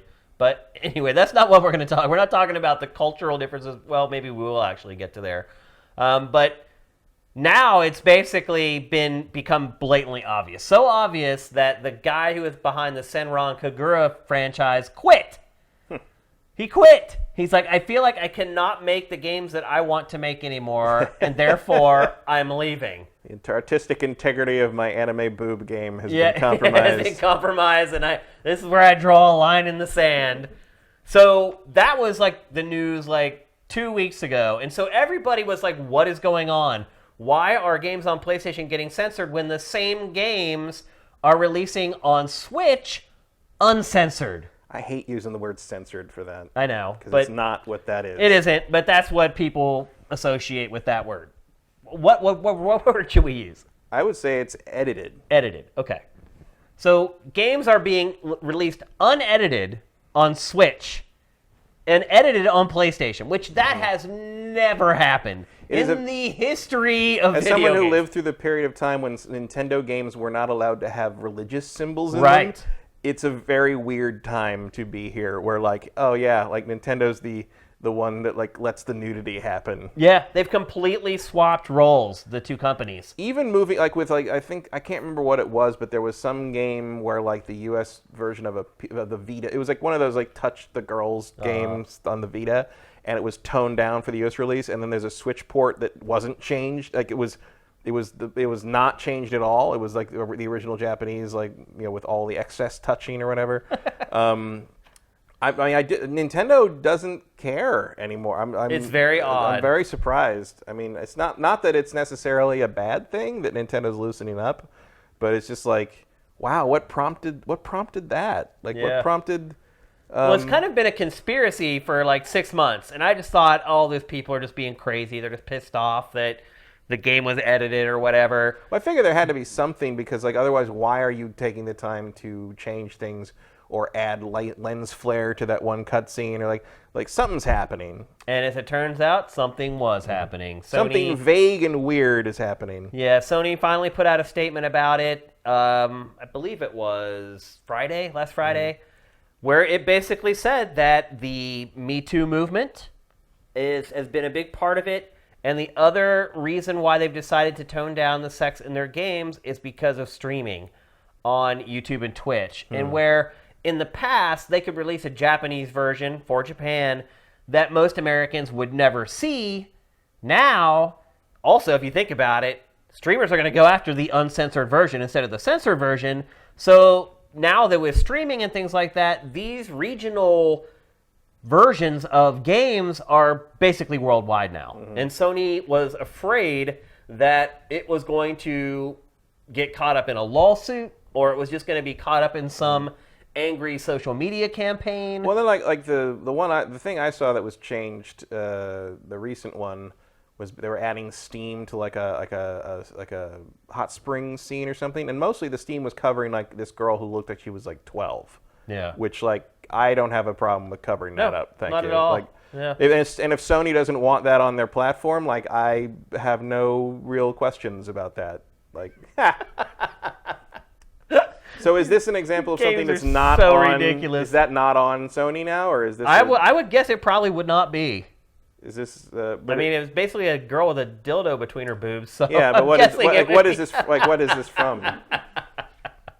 Like, I don't know what game this is from. I think it's from a Senran Kagura game. I'm not 100% sure. Are those PlayStation? Oh, this is Omega Labyrinth. I don't even know what that is. Yeah, they're all the same, dude. It doesn't matter. I mean, aren't these all on PC? For the most part, is Senran Kagura only Sony? Well, you kind of need the touchscreen for these games, Matt. I guess. that's just a mouse. He's a mouse. These games are so ridiculous. I mean, that's a big thing on Steam now too. There's like they've got the full porn games on Steam. Yeah, they do. Yeah, they've cracked it open. It's funny. Everybody's going the other direction, but Sony. Why do you think Sony is so concerned about this if other publishers aren't? I don't know. Like, I don't really have a theory on that. Like, I don't have a theory on that. Doubly so in the sense that Nintendo doesn't seem to care. Like, if Nintendo was also doing it, I'd be like, it's just a sort of like, consoles. There's more of a standard. You can buy some of these things in regular retail stores. Like, I can understand why there's the parental controls, et cetera, et cetera. But the fact that it's only Sony, like, I don't even have an idea on that. Like, I mean, when was the last time you can remember Sony taking the moral high ground? Not Ever. really. I mean, Never. Ever. Never. Unless you think there's a morality clause to crossplay. Yeah. I don't think that's the thing. That's a good point. The other part of it too is that the developers and publishers are kind of left in a lurch because Sony said this, has not released any documentation whatsoever telling developers and publishers what is permissible and what is not permissible. Mm-hmm. So what the developers are doing is they're building their games, they're sending them to Sony, and then Sony's like, oh, wait a minute, you need to take this out. And they're like, oh, wait a minute, the game comes out... That is ridiculous. It is ridiculous. The game comes out in 2 weeks. So these developers are put in this position where they're like, okay, well, it's not just... Most cases, it's not as easy as just putting fog over something, unfortunately. And so they have to go back... changing models and... Right. And they have to go back and rework significant ports of their games. Their games end up getting delayed, and they are the ones who get punished when the game's delayed by the fans. They're like, oh, you can't get your games done in time. It's like, no, we can't tell you this, but Sony screwed us because it wouldn't give us the parameters to work with while we were creating the game. We had to do it all post-haste. So the whole situation, I mean, look, I'm behind Sony saying we don't want 8 to 12-year-old looking girls in compromising positions in games on our platform. I totally get that. But Sony needs to find a better way to implement its new policies, particularly when it's been different for 20 years. Yeah, I mean, if you're gonna have those policies, I support that. It's your platform. Do it however you want. But yeah, you got to have the actual guidelines in place for the people making games for your platform to see, understand, and work towards. Like the fact, like, you can't take that sort of like I know it when I see it sort of thing that. Because that the U.S. Congress took, frankly, towards porn, where it's like it's not like you gotta lay down the definition and because delaying games to do that, you're costing these companies money. That because it's not cheap to keep all those developers still on staff, and you're not getting the income you were planning on because of your initial release date. Yeah, it's critically your whole business plan. It's a real problem, and I know that Sony probably thinks that like they don't need to worry about it because they're they don't need to kowtow to anyone who isn't a triple A publisher. But yeah, it's just good business. Like you gotta like make yourself clear. So yeah, I don't know why they're being so vague about it. I don't have a problem with it because I don't care about changing weird porn content on anime games. But like you got to be consistent. Yeah. I mean, people who work with you in business... And apparently, if you do want the unchanged version, you can just go get the Switch version. The Switch version, yeah. And the truth is, most of these games are so technically inept that they look just as good on Switch as they do I don't think there's a huge performance difference between these. You don't have to worry about 60 frames per second on these things. That's for sure. But do you think it's the right call? Right call? Like, I don't know. Like, I don't think it's going to matter, really. You don't think it'll hurt Sony's business at all if people do start going and buying third-party stuff on Switch? Not really. No? I mean, how many copies could these things possibly sell? I mean, they sell like 20,000, something like that. Yeah, it's not... It's that's probably one of the reasons why this is even happening is because... What the... Like, people know the internet exists, right? Yeah. You can just Google this shit. Honestly, Matt, that's what just really blows my mind. That people... You don't need to pay $40 for a PlayStation game for that. No, it's free. There's this thing called the internet. There's naked people all over the internet. I don't understand it, Matt. I don't understand the appeal of these games at all. Not one iota. It's like, why would you look at these cartoons when there's the real thing? Well, also, if you want to look at the cartoons, that's free too. That's free too. Yeah, they're on there. That too. It boggles my mind. But look, I don't want this discussion to turn into like us making fun of people who like these games. Yeah, we're not trying to kink shame, but it's just like we are trying to save you some money. Yeah. Frankly. Yeah, seriously. And people are very loyal. The people that like these games love these games. They've been up in arms over this for there's a definitely long time. a lot of like company loyalty in terms of like the different teams that make these games. Yeah. Like the guy who heads up all the Senran Kagura stuff, he left. He was the guy who made all that stuff. So Xseed is now just left in a lurch. He should start making his games for Switch or Xbox. Like, there's solutions to the problem instead of walking away. But it's interesting. Oh, that's why it's Omega. Yeah, it forms boobs. I get it. Of course. It's pretty funny. But so you don't think it'll hurt Sony's bottom line at all? No, most people are never going to know this happened. I mean, but when you start talking about games like Devil May Cry 5, is anyone, the Xbox One version censored like the PS4 version? No, the Xbox One version has the full... Sorry, edited. Full split second of ass of in butt it. crack. Yes. Honestly, if you did not buy the PlayStation version because of that, wow. Yeah. Like, I don't know. I mean, I bought the Xbox version because it runs a little better. Right. But it could get to a point where it does start to become more extreme. There could be games that have, like, what about like Grand Theft Auto 6? Grand Theft Auto doesn't have a lot of nudity in it or like explicit sexuality. Yeah. But what if it does? It won't. Just as an example, I could pull another game. Let's just use Grand Theft Auto. What if it does? If it does have nudity in it, and the PlayStation version is censored or edited, and the Xbox One version isn't? You don't think that could affect Sony's bottom line? I don't think they're going to do that to Grand Theft Auto. Game X. How about a game that I made that you've never heard of? What if it was great and everybody wanted it, and PlayStation decided to edit the game for its platform, and Microsoft didn't? You don't think that would affect sales? Not especially, no. Huh. I mean, I don't think. I mean, because stuff like that will spread like wildfire. Sort of, but also. And they will use the censorship word. They'll be like, it's censored on PlayStation. Of course they will, because they're wrong, but they don't care. Right, but it will spread really fast, and like I think it could make a big difference. I don't think it will at all. Right now, we're dealing with these little dinky Japanese and that's all we'll ever be dealing with, because they're never going to do that to a major publisher. They're never going to. But they just did it to Capcom. Well, I don't know what that was, because it didn't happen in Japan. So why Capcom specifically did that to the U.S. version of PlayStation, the PlayStation version, I don't know what the story is there, but it can't have been Sony's universal guidelines because it didn't happen in Japan. Well, they don't have them. That's the problem. They have no. Even Sony admitted, we have no documentation telling publishers what we will or won't allow. Either that was Capcom kind of being preemptive about it, possibly, or Sony America has a different set of guidelines, or so I don't know.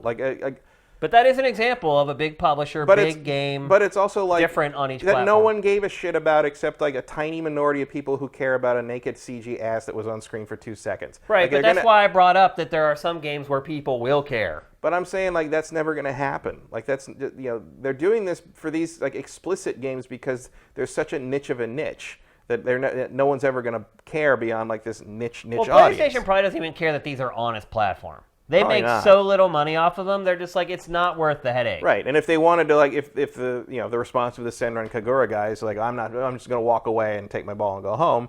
Sony's like, oh no, like, oh boy, look out. Well, that's $10,000 less we'll make every year. Like we'll try to care buried under 10 million sold copies of Last of Us 2. Right.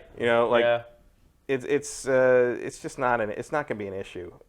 They don't want like this weird anime porn stuff, and this is how they're going about it, and it's kind of shitty in the sense that like I would certainly prefer if they just like wrote up some guidelines and said these are the guidelines, stick to these, like as long as you're within these you won't have a problem, and we're done.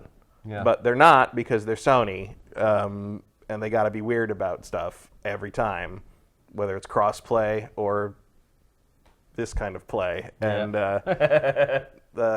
so I mean, I think it'll damage their reputation with some of these smaller developers, but like, what are they going to do? It's like even if you have to deal with bullshit from Sony as these developers do, you don't have a choice. You can't take your game off their platform, because that's where all these sales happen. Make all the money. And I mean, PC's still there for you, but there's very little piracy on the PlayStation 4 comparatively. So like you have to get that money from this platform. So I don't think it'll matter really in the end.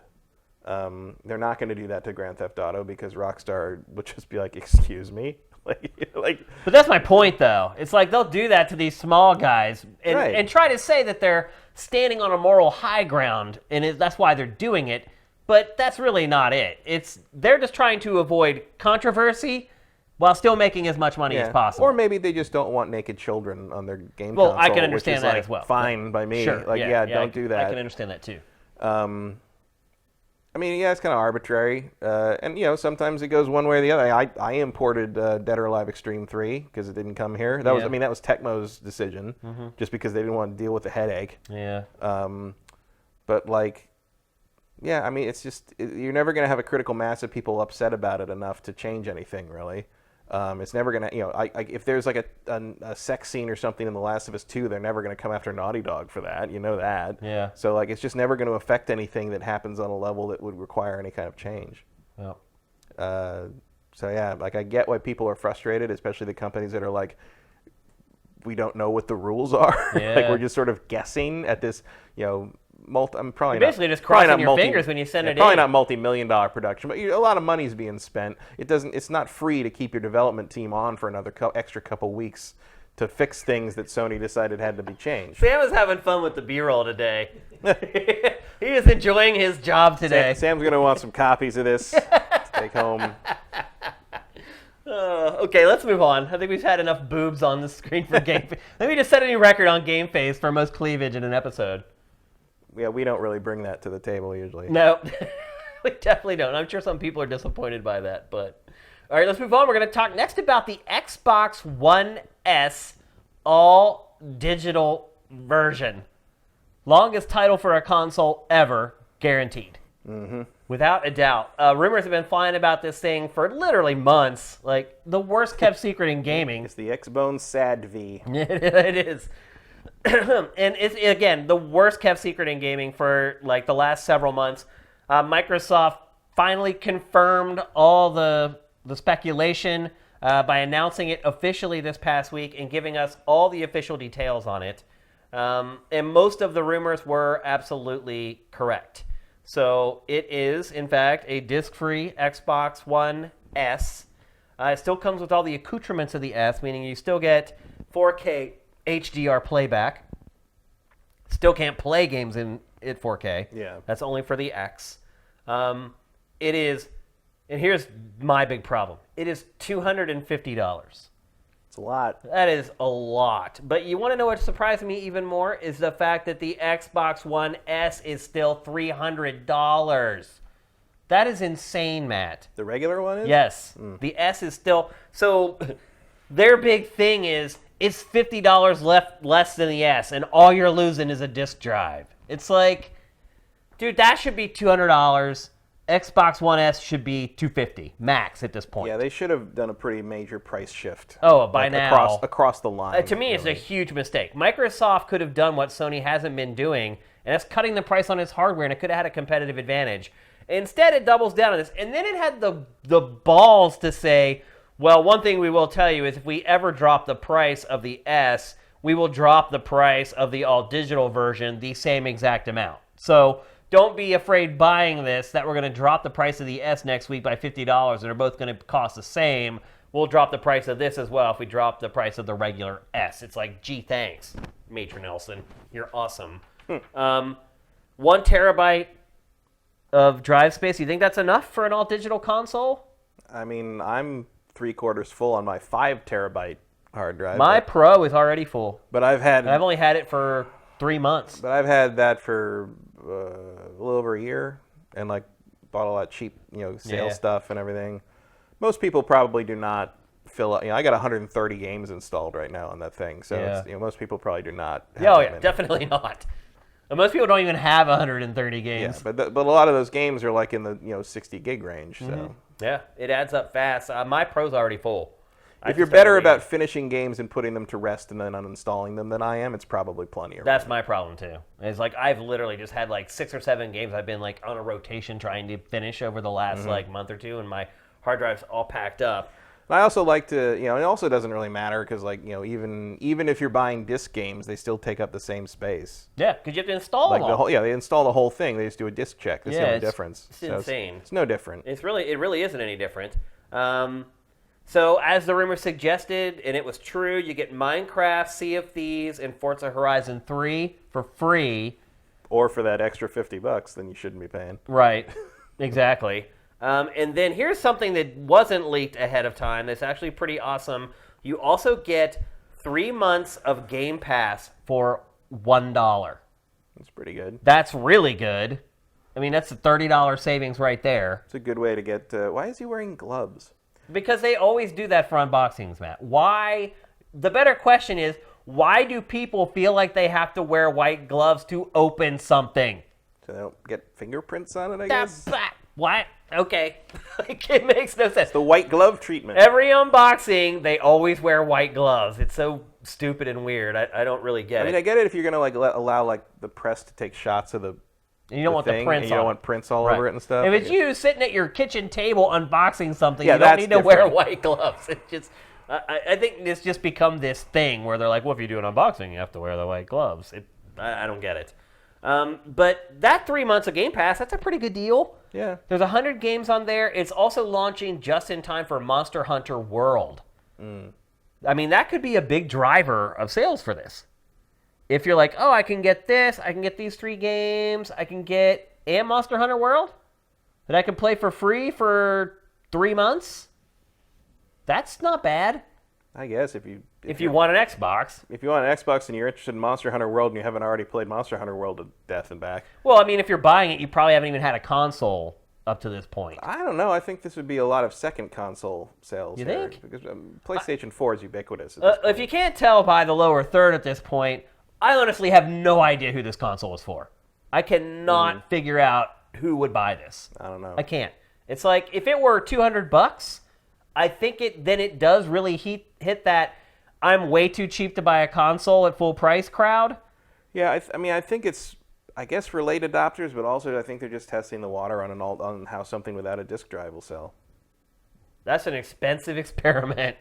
They're Microsoft. They can take. Yeah, I guess they can afford to do stuff like this. It's better to take the hit on this if that's how this works out. It's better to take that hit on this than it is to take it on the next system. Who do you think this is for? I don't know. I don't either. I cannot figure it out. I mean, I don't know. I wouldn't buy it. Who would not just spend an extra $150 and get the X? People that don't have an extra $150. I guess. I don't know. It's a mindset that's outside of my range. Yeah, Like, it's not in my purview. Yeah, I don't. Yeah, I think at $200, it's more of an impulse purchase. Yeah, I think it's literally a thing where they're just seeing like, will the market reject this because it has no disk drive? Yeah. Like, I think they're just testing the water with it, and I'm sure it'll sell some. Like, there's some people are interested, extra, $50 cheaper, right? Than an S. Yeah. Comes with 3 games and all that stuff. If you're in the market for an Xbox One S, and you have no interest in it's a good deal. Discs and physical media. Which I'd say the Game Pass subscription goes some way to alleviating. Definitely. I mean, it always has at least 100 games on Game Pass at any given time. And it's getting big ones now too. And that makes it, and obviously you get all the first party stuff day and date on Game Pass. I wouldn't at this point I would not probably spend money on Xbox One vanilla hardware. I honestly would not spend money on any hardware right now. Well, no, but there's a whole secondary market that doesn't jump in on this stuff until the price drops Till the at least end. to that. Yeah. So, I mean, I know people that bought like the PlayStation 2 after the PlayStation 3 launched. They're like, this is when I buy consoles because they're like $100 or whatever. And then they have this gigantic library of games that they've been salivating that was over. our bread and butter at the game store I ran in like 98, 99. Like, it was right as the Dreamcast was coming out and like, the PlayStation 2 hype was starting. But like, all our customers were pure N64 PlayStation 1. PlayStation, yeah. But I think you may be right. I think maybe this is them dipping their toe in the water, particularly before E3 is coming up, where presumably it's going to announce the next Xbox instead of learning the hard way like they did the last time around. I mean, this is still the hard way to learn. Don't get me wrong. This is an expensive little experiment that's they've got going on here. This will probably also be the Xbox One forever model that exists through the next generation. Probably. For whatever remainder of the next generation, this is what it's going to be. I mean, they're probably not even paying for new parts on this thing. You think that would be this instead of the X? Well, there'll also be the X, I think. But I think the S, if you want an Xbox One S, this will be your S. The SAD will be your S for the remain. Probably. How many years do you think they'll sell it beyond the new systems launch? Like 2, 3? Maybe. Yeah. Like that'll be what that is. I mean, Xbox, unlike PlayStation, Xbox has not kind of been like that, where people buy them late and then hold on to them. That for whatever reason, that seems to be more of a PlayStation thing. I don't know why that is. Well, in part, it's because of the lack of backwards compatibility on the PlayStation. That's a good point. Also, I've seen a lot of people like theorizing about backwards compatibility for PlayStation 3 games on the PS5. No, never happening. You are not going to come up with a happening. decent emulator for that cell processor on the new hardware. No, you can't. That's what PlayStation Now is for. Yeah, that's exactly what it's for. Yeah, I'm pretty sure that's one of the main reasons they bought Gaikai. Oh yeah, because absolutely. they knew that's the only way to be able to bring. Yeah, that was the end of the line. And it's funny that the PlayStation 3 is backwards compatible with everything before it. Yeah, and then the cell processor it just gets chopped. Yeah, the cell processor meant that was the end of that. Kutaragi screwed them big time with that whole thing on so many levels. Like short term, actually mid to longer-ish term, it was good because as developers got better with that hardware, the game started to look better. And I would argue at the end of the life cycle, third-party games looked, at least on par, in a lot of cases, better on PlayStation 3. But it took 4 years for them to get there. They never ran as well. They were able to milk everything out of the Xbox 360 almost immediately. Yeah, well, the exclusive stuff definitely looked really good, but multi-platform stuff never looked or ran as good as the 360 version. Yeah, it got a lot better towards the end. It got a lot better, but it still wasn't as good. Like they never hit parity. The bottom line is it just screwed Sony. Oh yeah. You'll never be able to make a PS3 again where everything's backwards compatible because of the PS3.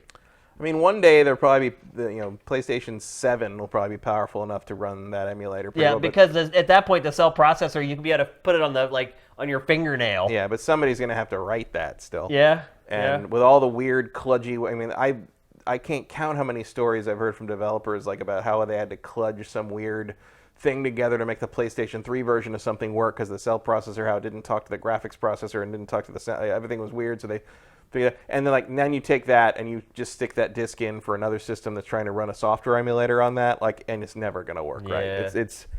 I know people want it. In large part, people want it because they want a way to play Demon's Souls on a modern console. Yeah. And I get that. Yeah. But the remaster is the hope on that, not PS3 backwards compatibility. Yeah, absolutely.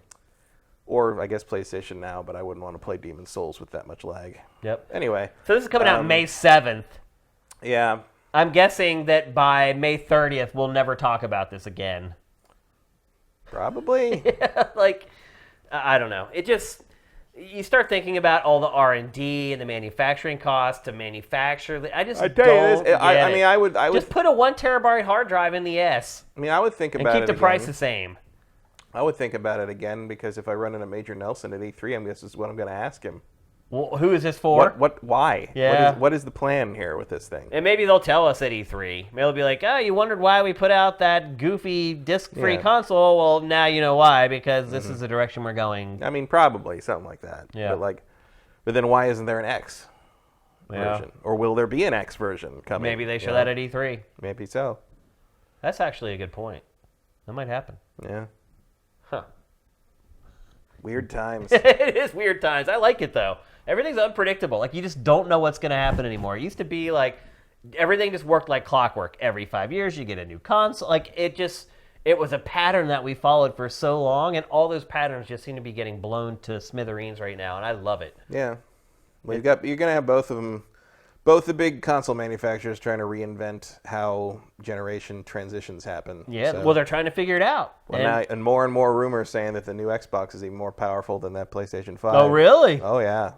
Multiple places saying that their whole thing is to blow the doors off that thing. So God knows what we're going to be walking into spec-wise. God knows what we're going to pay as well.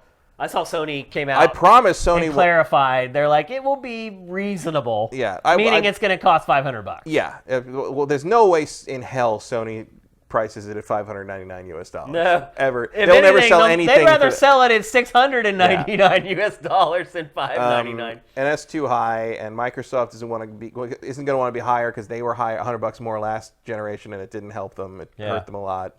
In addition to all the other things that hurt them. Yeah. So I think you're going to see both systems at $500, hell or high water. We're gonna be the benefactors of that. Yeah, it's Let going them to be duke it good out. for us. Yep. It can be good for consumers in the end, even though it is a lot of money. But Absolutely. for what you're getting, if the rumors on the Xbox are true, and certainly if the stats, we know the stats on the PlayStation 5 are true because Cerny's the one who said. So yeah, that's some serious hardware for that price. I know other consumers don't want to hear this, but to be honest with you, like there's some things that are worth spending money on, and when you have to spend more money on them, you realize that you were getting away with like a steal for a really long time. It's like when Apple was like, "Oh, our new cell phones are going to cost $1,000," and people like lost their shit, and I'm like, what do I use more than my cell phone in my entire life? Nothing. Nothing. And so to say that something that I'm going to use more than I use anything else, and I keep my phones for a long time, so I'm like, I'm going to have it for the next like 4 or 5 years, like $1,000 to me, I'm like, whatever. I'm like, look at all the other stuff I spend money on that's like more expensive, or if you extrapolate out the use that you get, would cost like 5 times that. And consoles are the same thing. It's like, I think about how many hours I've spent playing PlayStation 4 between my base unit and now my Pro. I mean, it's just been thousands of hours, and I got that for $400. Like, it's we've been very lucky. And in fact, this week on Packed or Factor, one of the questions was, why haven't game prices gone up? It's like, I pay more for food now, I pay more for gasoline now, I pay more for everything now. I paid more for Genesis games. Yeah. And it's not even inflation And game adjusted. and honestly, I think that was one answer that Pat gave where I just sat there and was like, that's bullshit. Like, I don't know if you watched it or not, No. but like he compared it to like buying cars, and he's like, well, cars haven't really gone up, and then he explained how they had. Like, I don't know. I was not satisfied with his answer on it. I will always go back to, I mean, part of it is just because that's how much you think people will pay for it. Raising them from $50, which they've been for a long time, to $60 was enough, for people to adjust to, I guess. But the cost versus like how much it costs to make them versus how much it costs us to buy them has never been better. I will always go back to the day the day Phantasy Star 4 came out, and I went to Toys R Us, stood in line, paid $99.99 for it, release day. For that damn, great game. Never looked back. But like you inflation adjust that thing. That was $180 in 2019 money. But that's the thing, is that like this entire industry has 16-bit RPG. never adjusted for inflation. Right. Like, we've been robbing these people. Nobody wants to admit it because everybody wants to get everything as cheaply as possible. But the truth is, we've been robbing Nintendo and Sony and these game publishers for years. Like, That's why all the microtransaction stuff has been happening. I know. Because they're make up that difference. You're absolutely right. And I don't think people get that. They're like, I want my console cheaper. Well, if you want your console to be cheaper, then I don't want to hear you bitching about DLC and microtransactions for cosmetics. Like, if you're willing to pay more for a game, they wouldn't be there. So, and I don't know who's at fault. I don't know if it's the players at fault because they'll push back if they try to charge more. If you remember when they bumped it up to 60, there really wasn't much of a pushback.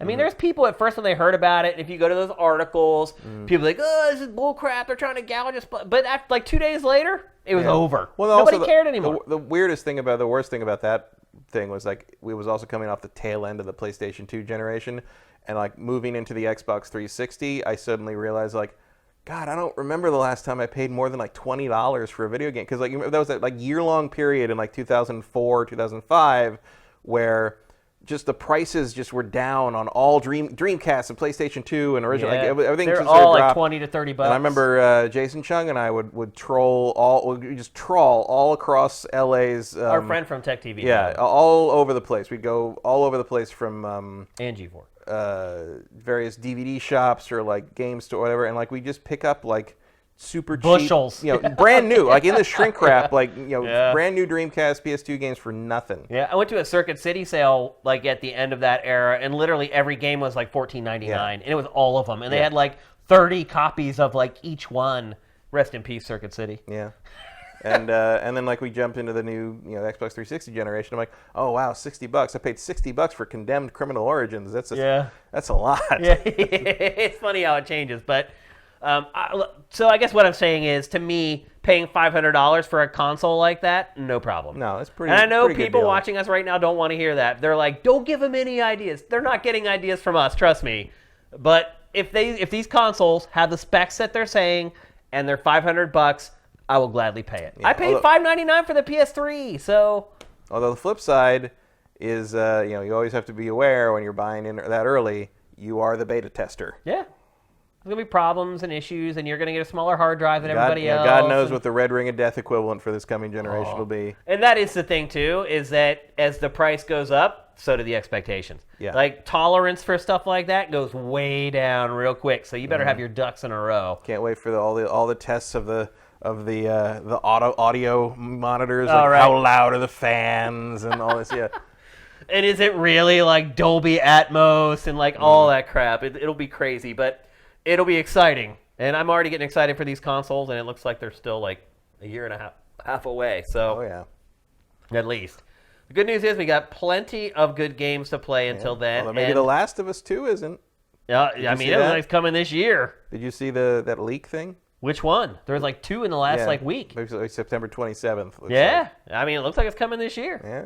Yeah, so there's no shortage of great So games why to are play they while we so wait. quiet? They don't have to be loud. I guess not, but like it's weird that like. Oh, they still got 6 months, something like that. Yeah, but like I don't mean that. I mean like. You mean Sony? Sony, Why Sony? yeah. I don't know. I'll never understand why they decided that's true, if that's coming in 2019 was going September- to be the year of silence. If Ghost of Tsushima is really August, like that other leak said, like Yeah. like that feels like a thing you could promote at It E3, feels- yeah, and it we sure would does. we would be okay with it. Or your console is coming out the following year, but instead you're going to talk to Wired. Yeah, I don't get it. The good news is while we wait, there are plenty of great games to play, including the one we're going to talk about right now. And it is a great game, and it is Mortal Kombat 11. Matt, you've been playing it since last night, Yeah. and I've had it for a while. I've long since finished the campaign, and I've just since been kind of diving into all the other stuff that's in the game, and there is a lot of other stuff. Let's start first, though. I played the beta. I've talked pretty extensively about the gameplay and how the combat works already. You can certainly chime in on anything that you feel like maybe I was off base on a little bit when I talked about it. But I think we want to talk about like the campaign and the modes a little bit more, the stuff that we're getting to experience anew with the final version.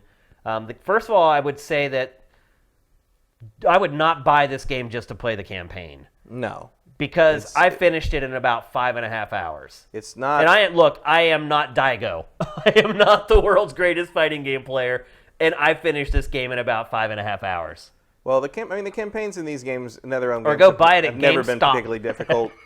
This is about the same difficulty as any other NetherRealm It is campaign. easy. It's too easy. They've all been easy. You can put it up to very hard. Like there's multiple. Can you from the beginning? Yeah, there's difficulty. Oh, I didn't even It's notice that I there could at the set a beginning. difficulty. I didn't notice that. It says start new game, set difficulty. Goes from very easy all the way up to very hard. So yeah, I guess I would suggest that you crank it up. Because I played it on the default setting, and it was a cakewalk. Yeah, I always find them like that until you get to like some of the later bosses. Yeah.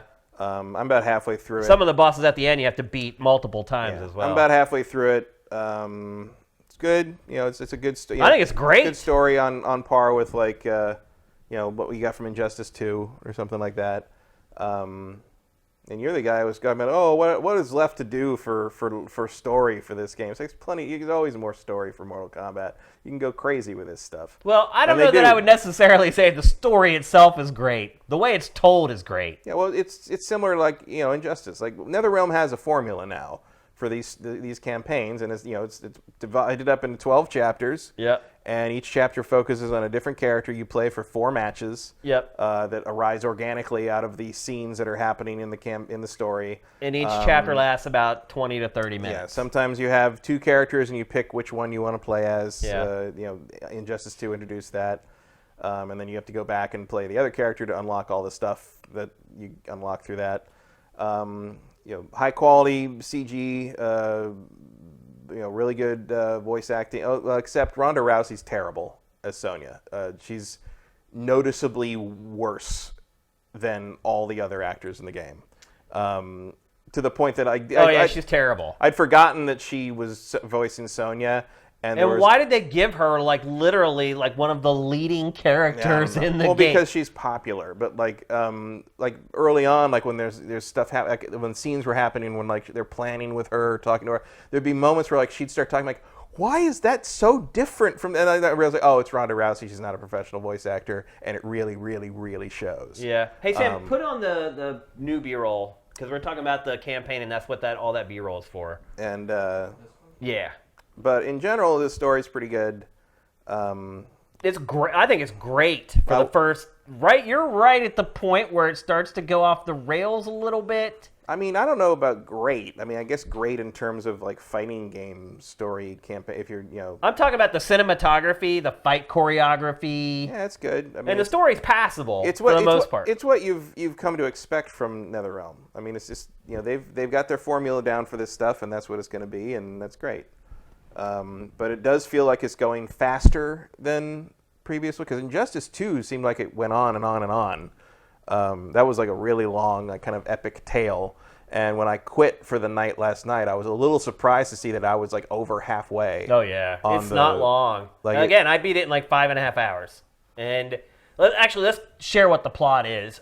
First of all, the B-roll that you're seeing is just from the first It's the very beginning. It's like the first 30 minutes of the game. So don't worry about any spoilers or anything like that. There's way more that comes after this. And also, even stuff that you're seeing that you maybe think is if you've seen the trailers, you already know. You know more than what you're going to see from this B-roll. Absolutely. How do we sum up the plot? So, they do a good job of like bringing you up to speed with what happened in the last game. A little bit. I mean, I don't remember too much about the last game, but it picks up kind of right where the last one left off. Jax has been harmed. He had to step down from. He was a corporal, I believe, in the what are they called? The Outworlds. It was the Special Forces. Yeah, the Special Forces that's run by Sonya Blade, basically. Yeah. He, because of what happened in the last game, he's no longer a part of the Force, and so Cassie is promoted into his position after she whoops Sonya's butt. That's how you basically get the position is you get appointed and you have to beat Sonya or the leader of the group to become the corporal. And so that's what she does. She becomes the new corporal. And then it's kind of picks up at the end because Raiden, you're seeing this is the very beginning right here. Raiden and Shinnok. This scene right here, basically Raiden thinks he's killing Shinnok. No, he doesn't. He knows he's not killing him, but he says his fate's worse than death. Right. So he cuts his head off because the head can't die. And so Shinnok spends the rest of the scene sort of like unable to talk because he has no throat. Yeah. Right. And later on you see that he's basically gives Shinnok's head to zombie Liu Kang and zombie Kitana as a warning of like, I'll fuck you up, basically, if you don't like respect my authority. Yeah. Because Raiden, in the events of the last game, went when he got Shinnok's amulet, kind of went crazy tyrant. Yeah. That's why his lightning's red now, is he's sort of like an authoritarian monster who like will step on everyone to kind of do what he thinks is the right thing to do. And that's why he does this stuff with Shinnok, and then through that he learns that like Liu Kang and Kitana are massing an army in Outworld at Shinnok's cathedral in the underworld of Outworld. It's a lot of world. There's another. It's hard to keep track of the dimensions in this game, and it gets even more so as the game goes on. So he goes to Earth and tells Sonya that that's happening, and we got to go stop him. We got to get your team to basically go. We got to go in and blow up the cathedral, and I'll go distract the billions of monsters that they have as their army, and you guys go in and blow the thing up. Yep. And they do, losing Sonya in the process. And that's a spoiler. Yeah, but it doesn't matter because it's all time travel shit. Yeah. So after well, we were gonna get to that, but after that. You're leaving out Chronica. Chronica. Who's the real bad guy of the game. From a certain point of view. You'll see. And, she is the bad guy of the game. And she comes in and she makes a deal with all the Outland people and stops time, and time merges in on itself, and so she can control time. So all the old versions, the younger versions of all the characters from the first Mortal Kombats show up in addition to the current ones. And so you've got like Raiden before he went corrupt, and it's sort of like, oh wow, I'm gonna be a bad guy. I don't want to be that. Maybe we shouldn't fix it. So there's a lot of like interaction with the younger and older versions of the characters, which is actually a lot of fun. Well, what happens though is that Chronica wants to get rid of Raiden. Right, because Raiden is the guardian. Right, and he's the badass. He's the leader of the other group. She wants to get rid of him, so she basically rolls back time and wants to erase him from time. That is the overarching plot of the game. That's what drives the whole thing forward, essentially. And is it Raiden that's immune to the time shift, though? No, he's just a singularity, so there can only be one of him. Right. So his current, present-day, jerky version of himself vanishes when the old Mortal Kombat 1 and 2 era one comes through the time stream. And everybody else gets duplicated. So, like, there's like a young Johnny Cage and an old Johnny Cage. Like, every character ends up meeting, like, the younger version of them. And, like, Liu Kang and Kung Lao aren't thrilled to learn that they become zombie monsters. Right. And, because they all end up finding out what they become. Yeah. And Shao Kahn finds out that he got He's killed. dead. And, I mean, a lot of them are dead. Yeah, a lot of them have been killed. And they're like, wait, you're already dead. And they're like, what? How did I die? And they tell them how they die. And they're like, oh, that's terrible. I don't want to die. Like it's the other interesting thing crazy. about Shao Kahn is I don't know if I've ever seen them portray him quite so much like a Shokan before. Yeah. Where like he always kind of looked like just a dude in armor. Right. And in this, he's clearly the same race as like Goro and Kintaro. Yep. Except he just doesn't have 4 arms, but Right. he's got like the stripes and the nose and all that, and the eyes and everything. I thought that was interesting. I don't know, maybe he's always been like that. I just never paid attention before, but this is the first time I ever noticed that. And that's kind of the subplot too, is that there's someone who's taken over for Shao Kahn. Yeah, Kotal Khan took over in the previous game. Yeah. After maybe the game before. Shao Kahn comes back and he's like, "Wait a minute!" And they're like, "Oh, you died a long time." It's crazy. Because Kotal was his general, right? But now he's like, "Oh wait, you overthrew me and took my." And so the Shao Kahn from we're dealing with now, who's alive again, is like, or the younger Shao Kahn, like, had no idea that Kotal had that kind of ambition, and then like Kotal's like girlfriend / whatever was Jade before she became an evil zombie ninja, and she, younger version of her's back, and like it's there's a lot of fun stuff they do with the younger versions of the characters interacting with the modern day versions, especially Johnny Cage. Johnny Cage is the younger Johnny Cage. The comic relief is definitely the comic relief, but it's fun. It works. Like it does work. Yeah. It's some good gags in there with him. Yep, and then there's several characters that are brought also back. Really, Baraka, Scarlet, Melina. They were all dead before, and in some ways, I would say that it's a cheap plot device because you got to get those characters in the roster right, somehow. Right, and with time travel, like, you can do anything basically. Yeah, they use it as a plot device to bring back characters who are supposed to be gone and dead. Is really what it is. But they do find a pretty unique way to do it, and some of the stuff is permanent. Mm-hmm. Some of the stuff that happens in this game, it isn't just rolled back and until next time. Right, until they do it again.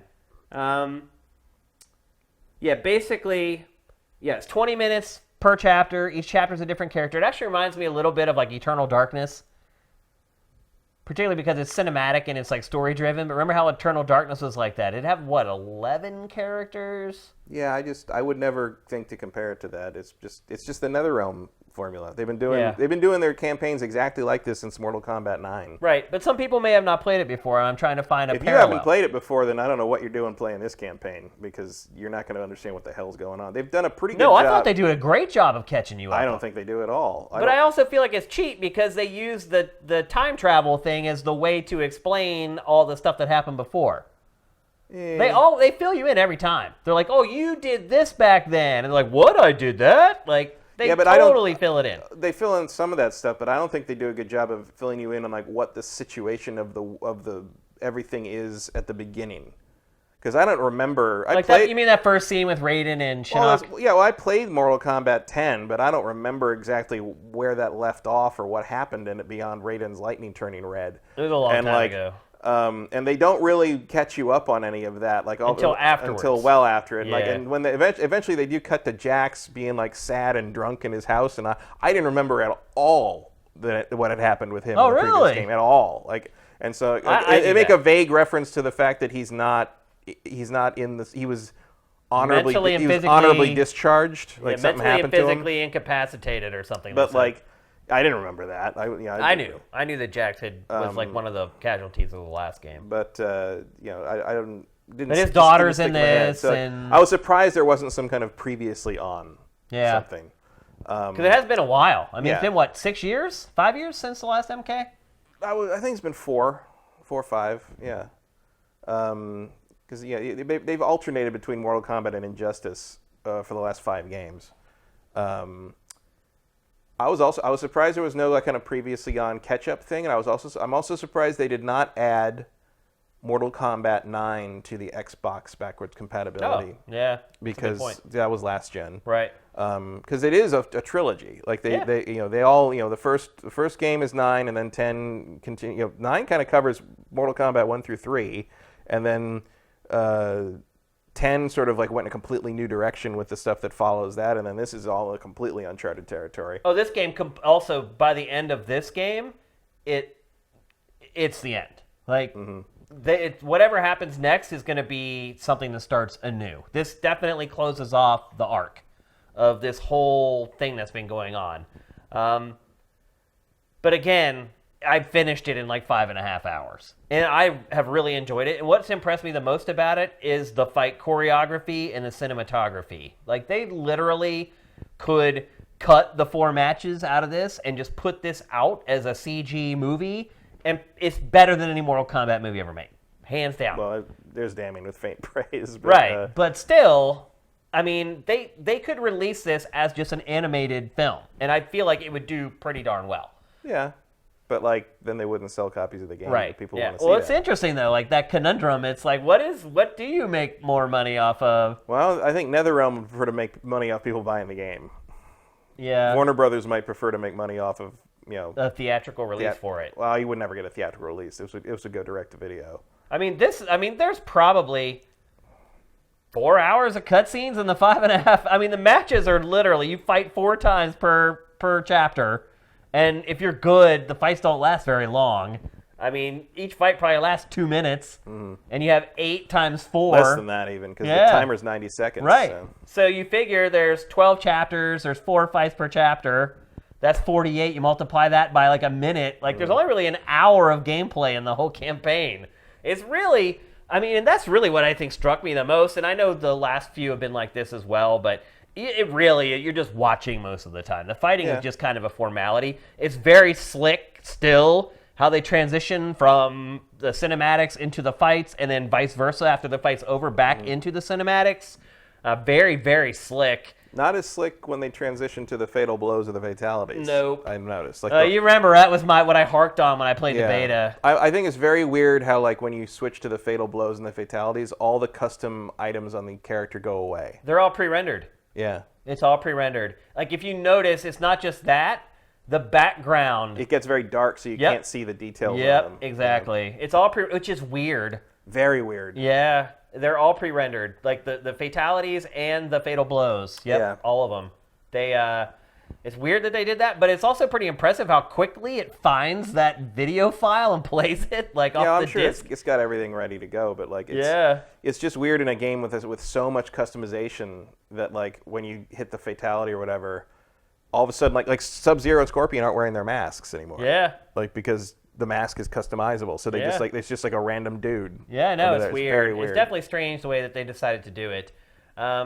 But yeah, I mean, if you were just going to buy this, if you're not into playing this head-to-head or not into playing it online, you just buy for the campaign, like, it's a hard sell for me at $60. Or at least go buy it at GameStop. Go buy it at GameStop. Because you could beat it like 3 times before you have to return it in 48 hours. Easily. But actually, the first game they're kicking that off with at GameStop is Days Gone. That's what kicks everything off. So, there's no way in hell you're finishing Days Gone. They're pretty sure they won't finish that in 2 days. I can definitely tell you will not finish that in 48 hours. This, you can play it like 8 times before you had to take it back. Yeah, I mean, I don't see a lot of people buying this solely for a campaign. Yeah. Like, it's just not why fighting games sell.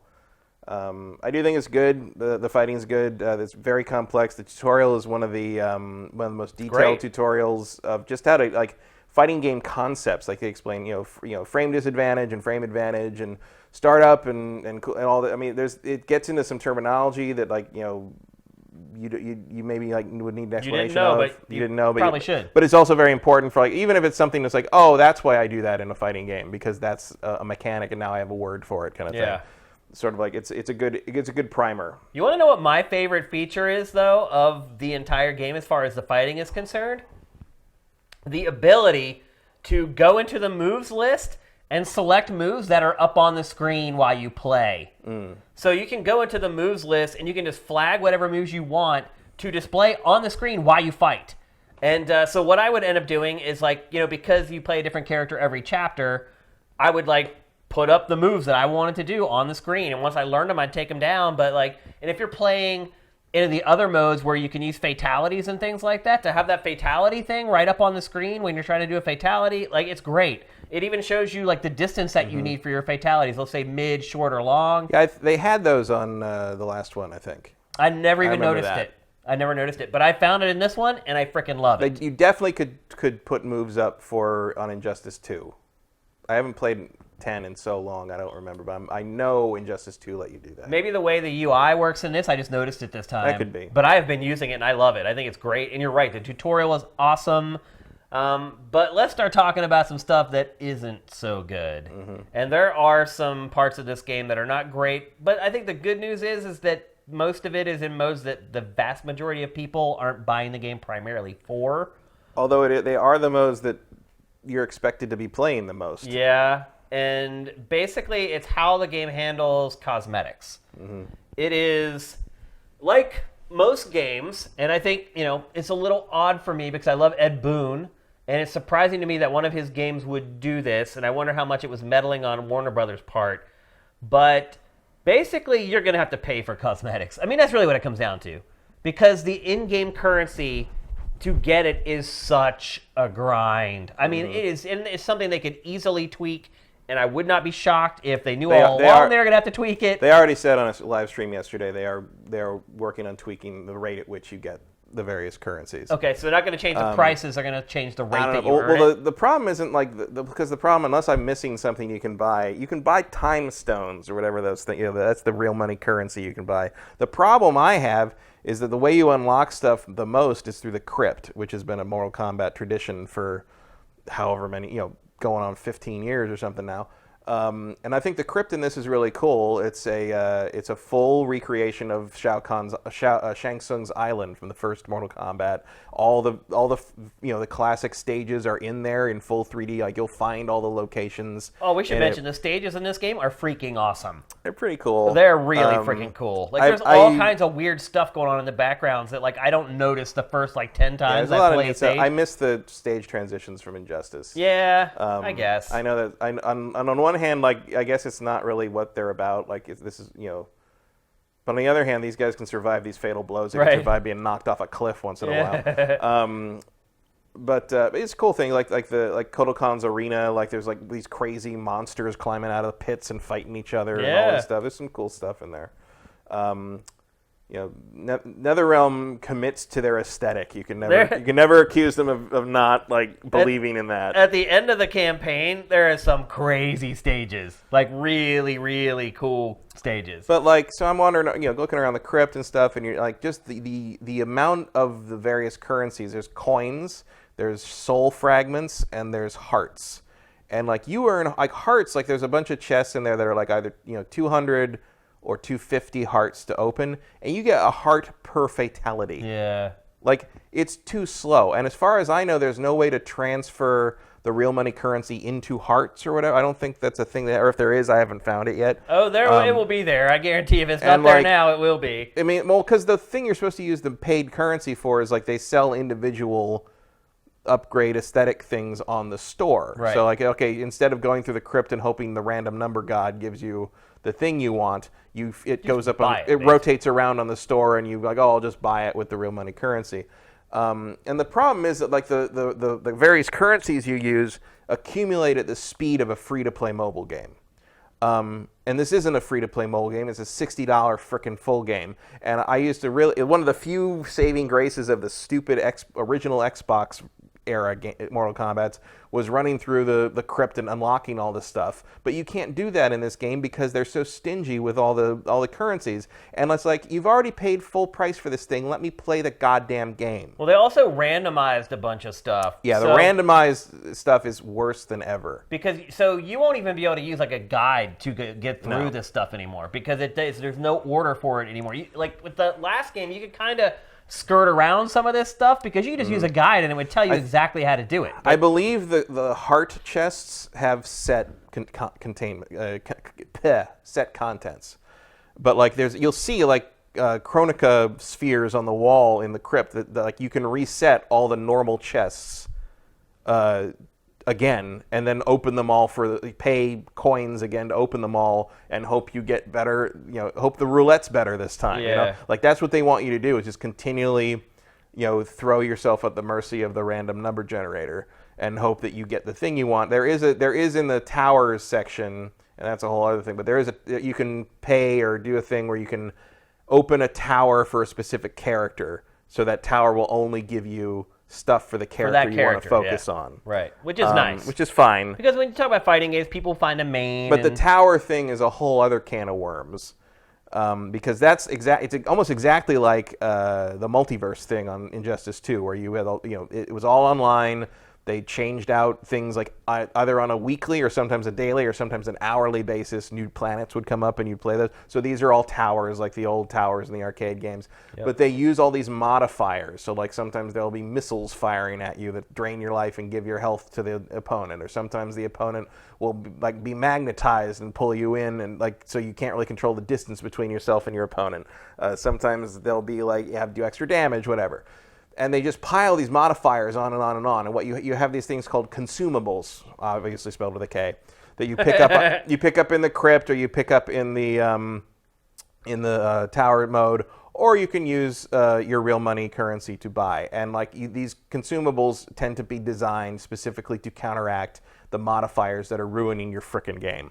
And there are points at which, if you are not using these consumables, you are not going to win that match. Oh yeah. Oh, there's some fights in it that you just aren't going to win. No.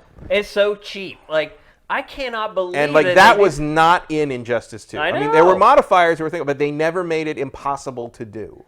And I'm shocked that Ed Boon had allowed this in the game. I mean, it is that bad. If you are interested in playing these modes, these are huge barriers to enjoying them. If you're going to put, if you're going to do that, if you're going to put stuff like that in and make that part of how the game functions, you need to drop the price. Yeah, for sure. Because you're recouping so much money on this crap. The more free to play mobile ideas you put into your game, the less cheaper the game should be able to charge for. Yeah. It. So the problem here is that while I do think it's a really good fighting game, I really as a Mortal Kombat game, like one-on-one playing fights online or with locally or whatever. The combat system, how it all works, all the various things, the flawless blocks, all the new things they've added, it's all great. It's an in-depth fighting game that I've enjoyed playing. It's tactical, but I don't feel like I can tell someone to spend $60 on it. It's hard because it's so infested with all this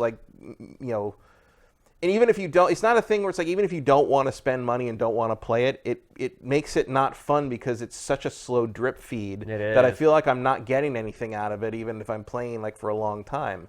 And they didn't balance that right. And maybe this whatever thing they talked about they talked about yesterday, maybe that will fix some of it, but I doubt it will go all the way to fixing it. It's very noticeable and it's very interfering into the flow of and the fun of the game. And I agree with you. I'm very disappointed that something Ed Boon made has this in it, because they so far have resisted that idea. Even in Injustice 2, which did have time skip real money options, but it didn't ruin the game for someone who was trying to just play it normally. And I think this game, in terms of the towers of time or whatever they're called, that was a real longevity booster for Injustice 2, was having that mode. And that mode is not this on this. It's just frustrating and annoying. The other thing, too, is that some of it's not just cosmetics. Some of the variants for the characters change how the characters play. Yeah. They get a different weapon. Instead of using a chain, they'll use a freaking pole. It's not just oh, I really want that purple gi, and I'll pay $2. It's not that. There's more to it than that. There are color swaps and things like that, but the DLC or the cosmetics in this game go beyond just color swaps and palette swaps. So it's dicey, man. I mean, I would argue the total package is probably still worth $60. I would not buy it just for the campaign if that's all you're interested in playing. That makes it a red box special to me. Mm-hmm.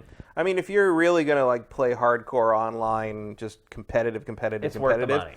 Yeah, it's worth the money. But if you want it, if you think it's going to be a total package of like all this content to do the way Injustice 2 was, I think Mortal Kombat's microtransaction and annoy you with how slow progress is until you break down and give us money. I think that element is so prevalent. That bad. It's not the same thing as Injustice 2, where like Injustice 2 felt like it had all this stuff to do, and like if you wanted to spend money to jump ahead, you could, but you never felt like pressured into it. And I think Mortal Kombat pressures you to do that constantly. I agree 1,000%. And I think that's shitty. It is. It absolutely. That's why I can't believe Ed Boon's game. Like, the only thing I can figure is that Warner Brothers finally just beat him into submission and was like, "Look, you want to keep making these games? This is what we're gonna do." I guess, even though they sell 10 million freaking copies, it's mind-boggling. It's the best-selling fighting game going right now. It is. I mean, it's the best-selling fighting franchise. I mean, not even that. I mean, also Injustice. Injustice sells great too. Like NetherRealm is gold. NetherRealm's money in the bank every single time they make one of these. The only thing that can screw it up is Warner Brothers. Warner Brothers. That's the sad truth. Just like they did with Shadow of War. Yeah. Yep.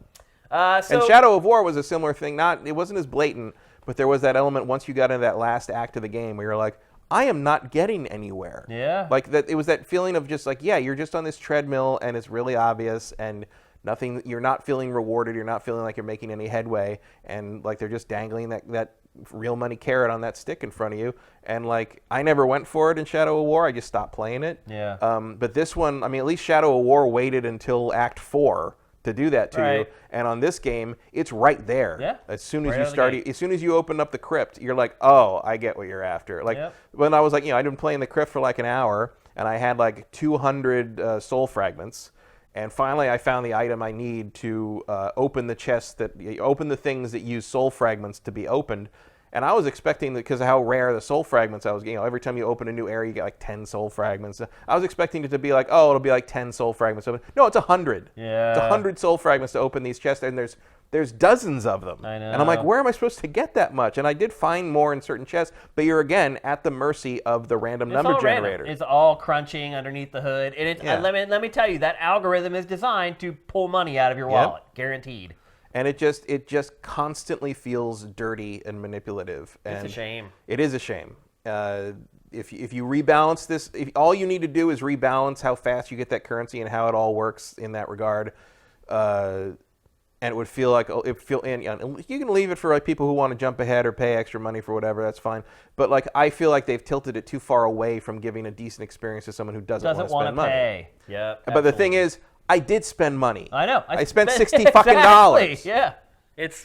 I don't run into games very often where I feel like they cross that line so hard. Well, I mean, how often do we talk about it on the show? Like, hardly ever. Not too much. Usually the balance is better. Because they figured it out by now. And like they completely blew it on this one. It's that bad. It really is.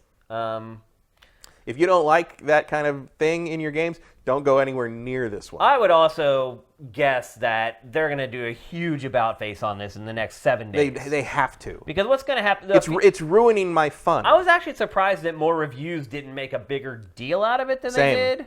Same. But I have a feeling that once it gets into the hands of players today, tomorrow, Wednesday, by the time you get to the weekend... People are going to be pissed. Yeah, like I'm already having trouble on the towers thing. I'm already having trouble progressing without it. And like I'm not bad at this game. That's no cakewalk. It's like when I said the game is easy, I wasn't talking about that. I was talking about the campaign. Yeah, and I'm not bad at this game. Oh, you can't win. I believe you cannot win some of those matches. Also, keep in mind the modifiers do not affect your opponent. Right. Like there's missiles flying everywhere, but they won't hit them. Yep. Like you're just gonna get knocked out of your stuff constantly. Yeah, it's just gonna screw you up. So, I mean, I would still. After talking with you about it, it's making me second guess it. But I think it's still worth $60. I do have faith in Ed Boon, and I do think that he knows that this is wrong, and I do think that maybe he was waiting for the fan feedback to be able to like really make his point. That could be, but I can't recommend it if you're gonna do anything with it other than just play versus. Like if you want to play versus, if you want to play in local tournaments, and you got the campaign isn't touched by that campaign's stuff. good, but like if you want to play, if you need if a 5-hour campaign and a competitive game is enough for you for $60, sure, great, done. But if you are expecting something like Injustice 2, which was a total package of a competitive game, a really good campaign, and all that kind of endless content, like playing through those multiverse worlds, because those Multiverse Worlds also had the modifiers, but I never felt just stonewalled the way I am in this game. I gave up. Yeah. I was like, if certain fights, you're like, I cannot win this. It's like they know what you're going to do before you freaking do it, and they block everything. I was watching a streamer named Maximilian Dude. He does like a lot of fighting stuff, but he was trying to get through some of these things. It was a group fight thing where he had like his friends helping him with like basically almost like assists bringing in. And I don't know how many tries he tried, but finally he beat the match, and the game crashed. That's like me playing the Division 2. I have had four crashes. Wow. In this game. I haven't had any. I've had none. Maybe it's a PS4 Pro thing. I have a Pro. You have I'm playing a on Pro? Pro. Yeah. It's crashed several times. I haven't really lost anything, but it crashed multiple. That is surprising. Crashed twice during the campaign, and twice when I was playing tower stuff. Wow. I would say the netcode in this game is rock solid. Netcode feels pretty good, but it was never online. It didn't crash online. It's been 2 campaign crashes and 2 tower crashes. And to be usually fair, I'm the one who has the crashes, and you don't. And to be fair, the crashes on the campaign were not an issue because the checkpoints brought me right back up. It was. I mean, it wasn't. I didn't lose much time. But wow. But Maximilian Dude. That's a different story. He just stood up and said, "That's perfect. That's this whole thing." That's when you just close the stream. He did. He was just like, it sums it all up. Like that's it. That's this game. Yeah. But I mean, even trying to get through that for I think it was 30 minutes or more for one match. Yeah. One specific match. I think I would still recommend a purchase. I do have faith that they're going to get it fixed. It's not going to stay this way for a long because it's so bad. I'm sure you're right, but I'm still going to say wait for them to fix it. Yeah, you could do that because I think it'll be. You know what? Like Anthem's sort of the same way, and I still haven't got fixed that. So. Yeah. I mean, all this would need is a rebalancing of some ones didn't work zeros. on Anthem. True. I just I just have a lot of faith in him. I just do. And we'll see I've known him for 20 years. We'll see how incremental they make him do it. Make it do it. Who knows? Yeah. Like it's going to take it's a pretty heavy shift to make it fair. I think they're going to get the clap back to match. I think they're going to hear it over the next few days. I hope so because it's like you make currency too slow, way too slow. Absolutely. So in honor of Mortal Kombat coming out, our poll of the week on Twitter this week was all about fighting games. And if you guys are not following us on Twitter, please do. We're at Sifted Games, and we're doing a poll every week on our Twitter page, and then we're going to bring it up on GameFace. And this week's was, what is the best fighting game franchise? So the reason we phrased the question this way is because I knew that Mortal Kombat and Injustice are the best-selling fighting game franchises. So I was interested to see if, even though everyone's buying them, do they actually think that they're the best games? So bring up the poll, Sam.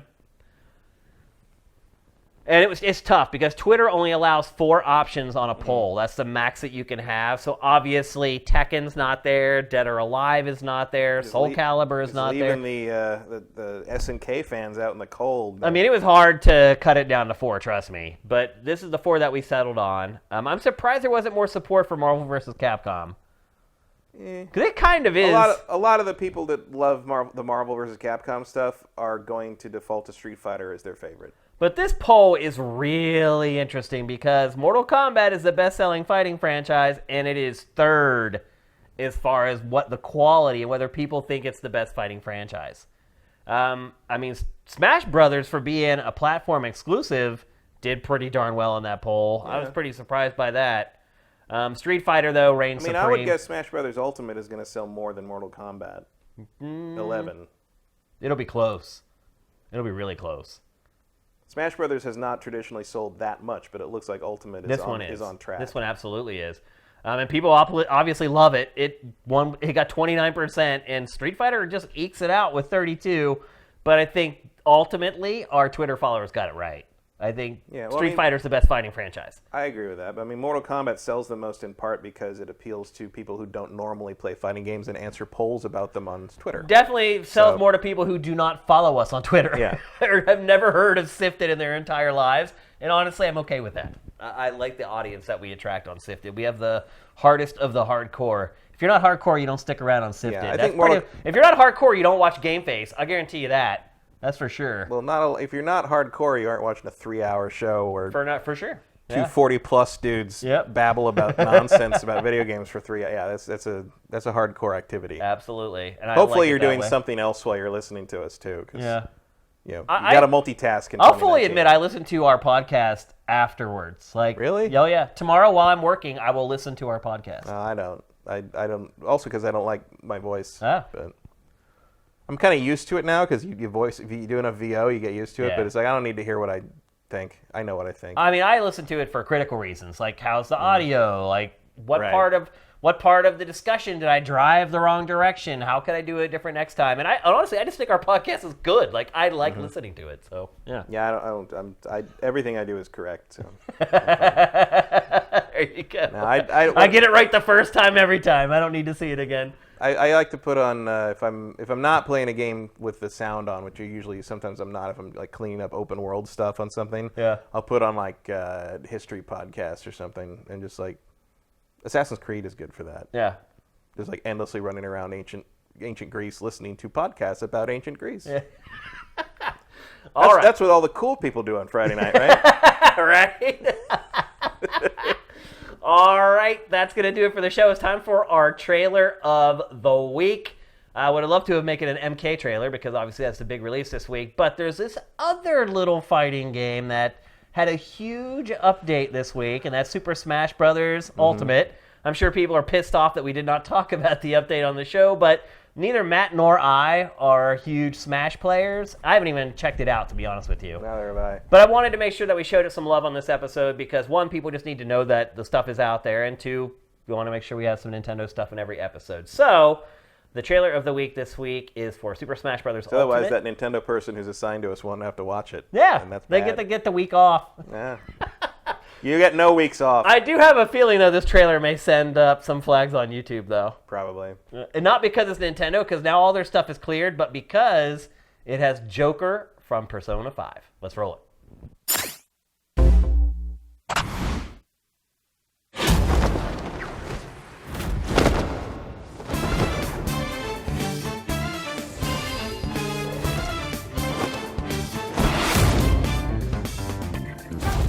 Joker, it's the moment you've been waiting for! So many legendary fighters! Awesome! Are you sure he can handle this? I mean, he's got a knife and a gun. I'm sure he'll be fine. I don't know. They look pretty tough. Harness the power of the heart to summon a persona. Unleash the rebellious spirit growing inside you. Persona!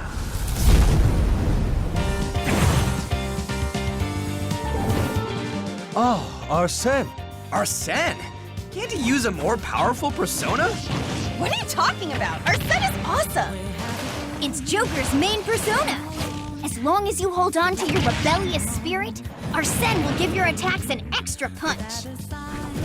Wow! He can use wings instead of his grappling hook. If Joker is attacked while Arsene is around, he can counterattack with Tetrakarn and Makarakarn. A counter that's also a reflect? Is that even allowed?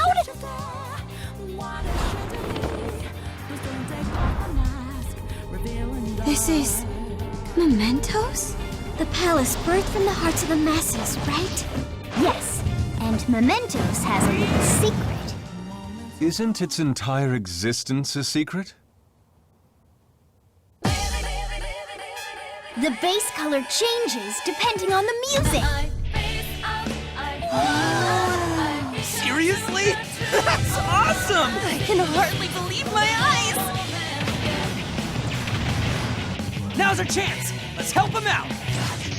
Witness the power of the Phantom Thieves! Go! Beat 'em up!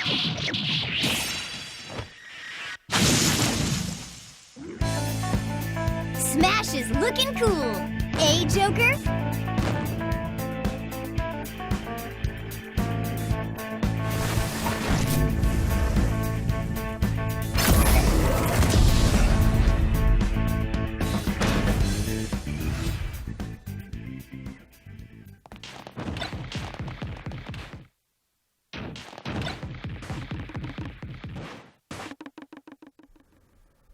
So, Matt, a little strange that Persona 5 is not available on Nintendo hardware. Yeah. And he's in the game. I mean, I assume it's coming. but, We had like, talked about how we just assumed that they would announce Persona 5 for Switch on the day he came out for Smash, but that did not happen. I guess we're waiting for the E3 Direct or whatever, if they have another Direct coming this month or next month. I don't know. It's just weird that Smash Brothers seems like it's supposed to be sort of a. I mean, I guess it doesn't make that. It's not that crazy, I guess, because like Cloud wasn't on a Nintendo system. That's a good point. Yeah. It's just That's true. It's just they're representing a franchise that is associated with Nintendo systems, but they don't always go for the character that is related to the Nintendo. It's weird. Yeah. Hey, Twitch for fun. Thank you very much for the bits, man. Really appreciate it. And it's time for our Q&A as well. You guys are very well, as normally, you guys are very well trained. You've already got questions in the chat. W. Matthew is hooking us up with the MPD information that just came out while we were prepping for the show. March MPDs are out. Switch is the best-selling hardware, not a shock. Division 2 is the best-selling game. The biggest surprise is Smash is at 5th this many months out. What's your overall opinion of the MPDs? I don't think it's surprising that Smash is still at 5th. No, that seems about. Nintendo games hang on pretty long. On Yeah, particularly Smash. I mean, people are still getting Switches. People got gift cards for Christmas. Then they got their Switch, and they're like getting games. Somebody's got to be the new Mario Kart 8. I mean, also last month was not a gigantic month for games. There were like 4 big ones, Especially on Switch. Yeah. Like if you're buying a big game on Switch, it's Smash is still it, even all these months later. Yep. My thoughts, I mean, it's pretty much as expected. I think everyone assumed the Division 2 would be the best-selling game. Switch best hardware, maybe that's a little surprising. I don't know. They didn't have any new games coming out. Yeah, but the other hardware is so old now. Yeah. Like, You're still building your audience on Switch, yeah. whereas the other ones are just kind of like there. Yeah, They're you're just making- definitely on the downslope with the other systems. The other systems are just making all the money off software now. Yeah. I mean, this is the golden age. This is where they make all the money off a generation. Although if I was thinking about buying a Switch, I'd probably be waiting to see what those new models look like. Oh, yeah? But then maybe if I'm waiting to buy a Switch, I don't know that those new models are coming Probably because I not. don't follow the industry that closely. Probably not. So. Probably not. Justin Horman. Has Mr. Kyle been playing Ninja Gaiden 2 since it went backwards compatible? He was when I left here last week. Yeah, I played a fair amount of it. It's still good. I forgot how gory it is. How many incendiary shurikens have you eaten? Oh, not too many. That's pretty much the first thing you learn to deal with. It's the werewolves that drive me nuts more than anything Oh, yeah, else. they're evil, man. They're tough. But the Scythe deals with it, more or less. Yeah. Is that what you're It's a good using? game. Yeah, I switch between the normal sword and the Scythe. Those are my two favorites. I also went back and played a little bit of Ninja Gaiden Black, the first one. Nice. How How far did you get before you quit? The horse battle? Oh, no, I got to... where am I? I got to the point where you come back out of the underground and the military's taken over the city. Oh, okay. That's where I am now. So made it- chapter 11 or 12. Yeah, or you something made like it that. pretty far. That's crazy. He has a question here, too. Has there been any games added to backwards compatibility that either of you have played a lot, or you just not have enough time for old games? I replayed Fable 3 recently, although unfortunately they just made it Xbox One X enhanced, so I played it before they did that, and there were all these weird errors in it that I bet don't happen now. I played all the Fables backwards compatible over the course of the Xbox One's existence. Actually, I like those games. You use backwards compatibility a lot. I do. Red Dead Redemption 1. Yeah, I played it looked through that amazing. Again. Yeah. I used it to check it out, and I have not done it since. And a big reason why is because when I come over here, Matt a lot of times has something on his X playing that's an old game, and I stand there and I'm like gobsmacked. I'm like, holy crap, man! They do a good job. Ninja Gaiden Yeah, they do. 2 looks really good. Yeah, it does. I was shocked, man. I was like, damn, it looks like a different game. Yeah. It's really crazy. It's impressive what they're doing with it. But yeah, to your point, yeah, I just don't have time to go back and play old games, unfortunately. I wish I did, but I've made some time for them on the X. It's like you said, the up-res and the It's shocking. As long as they're specifically enhanced, as long as there's an update for them, they look pretty good. And Yeah. I did load up Fable 3 after they, my save after they updated it, and yeah, it's super sharp. It looks way better. Yeah, I wish I'd waited an extra 3 weeks to do that. I mean, I remember when we were sitting there watching it, like we're like, what kind of update could be coming? Yeah, for this? I didn't see that. It just coming. happened on the fly. Let's see. J. Reed Vic 7 during a rapid fire Q&A with Game Informer, Ed Boon revealed that Neo from the Matrix was almost in Injustice 2, but the deal fell through. Will we ever see Matrix in games again before there's inevitably rebooted films? I would be very surprised if we saw more Matrix games. Yeah. The time has passed. I mean, even when the time hadn't passed, the games were so bad. Yeah.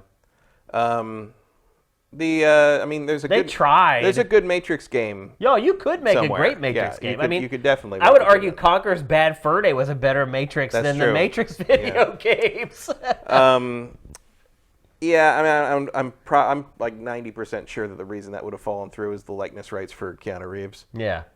Which is probably also why we're not getting John Wick in Mortal Kombat. Yeah. Which is unfortunate. Well, apparently we are getting Joker, Terminator, and Spawn of all. I mean, McFarlane is trying to make Spawn a thing again because they're making a new movie. Mm-hmm. All three of those seem to be movie tie-ins. Actually, the new Joker, the new Terminator, it's all that. But I mean, I would definitely like to play a decent Matrix game, but like it's been too long. That movie's 20 years old this month, or last month. You know, it's over. It's really happened. Oh yeah, it's way too late. I don't even know if they'll reboot for movies. To be honest, There's been talk of like a Morpheus prequel,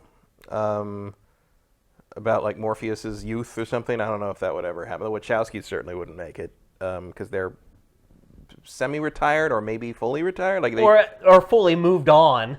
Yeah, well, also that. Yeah, but like, yeah, they shut their production company down and basically walked away from movies. So, wow. I mean, if there's anything that could maybe tempt the Wachowski sisters back in, would be maybe to retake control of the Matrix. But I also feel like they probably feel like they've told that story and they don't need to go back to it. They've also made a ton of money. They have, but then it's not like their last few movies made a ton of money either. So I don't know. Hopefully, they were smart with money.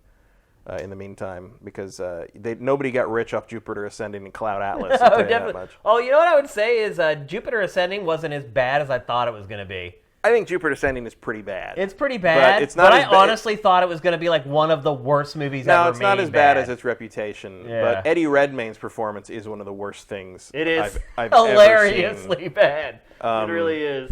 On the flip side, I think Speed Racer is underrated. I'd agree with that too. Yep. I was a big Speed Racer fan as a kid. I actually was. I think that is as good as a Speed Racer movie was ever going to be. Oh yeah, absolutely. Like no question. Yeah. And visually, it's insane that they ever made it. Yeah. It's real. I mean, it was like a niche cartoon when I was a kid. Mm-hmm. It's nuts that they made that thing. Let's see, Vincent. Here's some updates or some clarifications. 2 notes on the return stuff. GameStop is only allowing returns for specific games. I did not see that. It wasn't in the story that I read. Starting with Days Gone, as I mentioned. And MK11, it's not part of it, but we knew that as well. And PSN only allows returns if you haven't started downloading the game yet. So you can't actually sample the game and then return it on PSN. So that's mostly there in case you made a mistake, I guess. Yeah. But that's really all it's there for, is if you downloaded accidentally the wrong thing. Or you just have buyer's remorse, like immediate buyer's remorse. Too Fast for You, Square Enix announced today that it's taking Sony's usual time slot for E3. Do you think this means that they've got some big games such as Avengers and Final Fantasy VII Remake to show, or do you think that it will bomb like they're showing at E3 last year?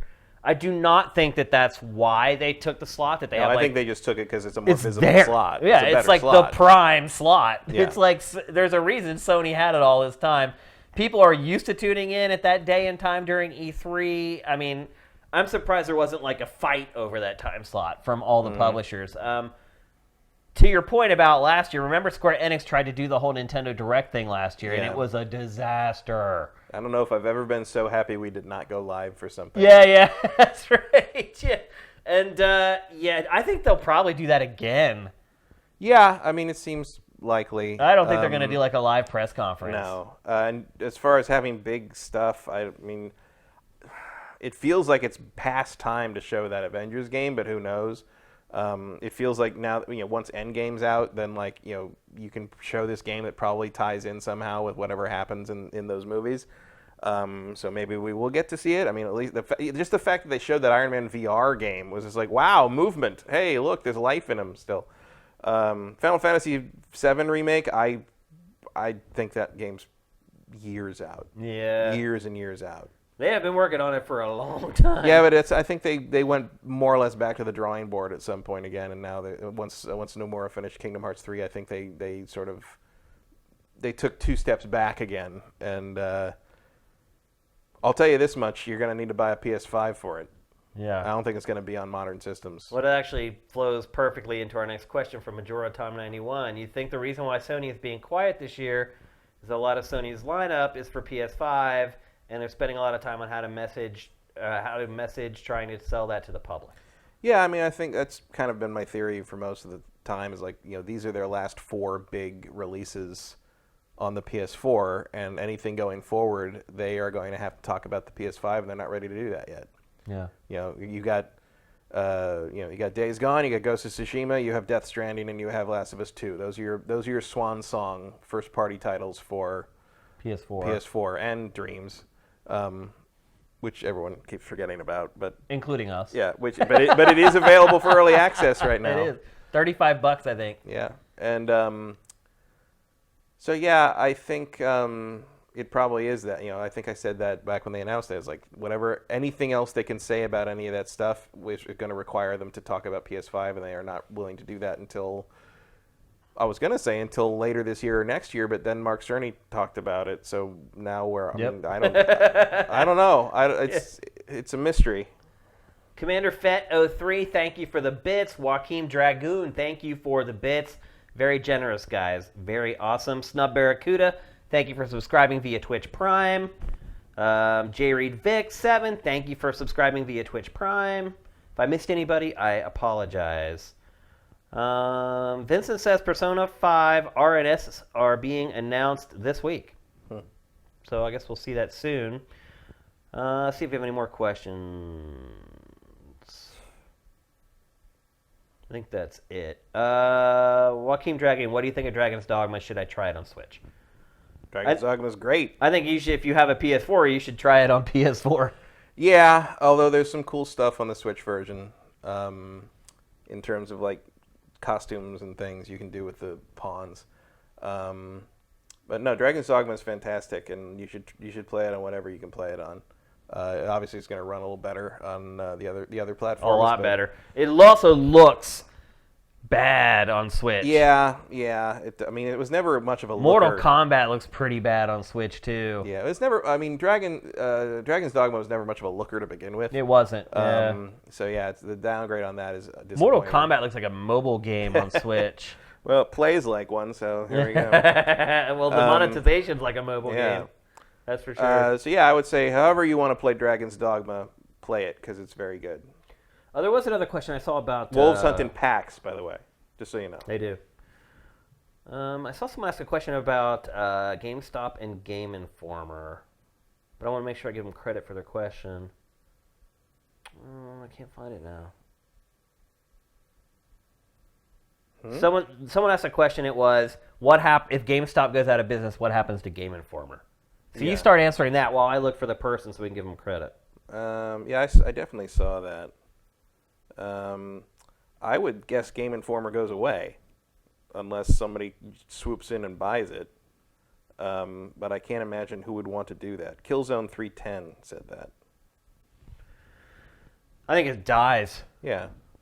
I guess someone could buy it, but I don't know who would want to do that. And didn't, if I remember correctly, I don't think it was that long ago, Game Informer in other countries, weren't they shut down everything but U.S.? I don't know. I thought it was. I think there's already been kind of a step towards that. But yeah, if you're wondering why there's one video game magazine left still standing after all this time, that's why. It gets subsidized by GameStop. And in all honesty, GameStop should have probably stopped that deal a long frickin' time ago. Maybe it thinks that somehow it's making it money.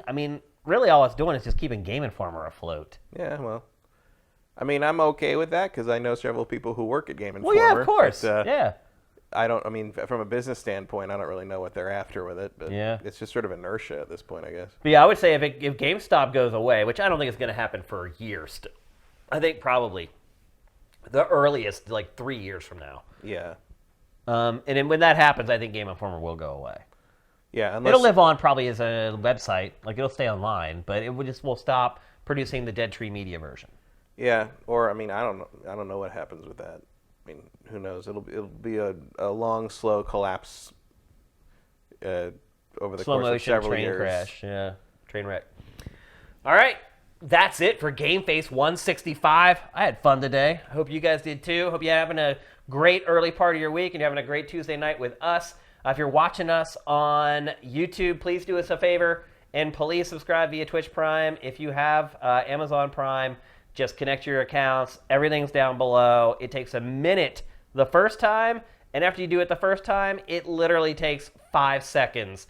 You give us $2.50, and it costs you nothing. I can't understand why you wouldn't do it if you're enjoying the show or you're enjoying Pachter Factor. So please do it. We'd really appreciate it. And you're getting the show for free, so why not? So with that, GameFace is up and out.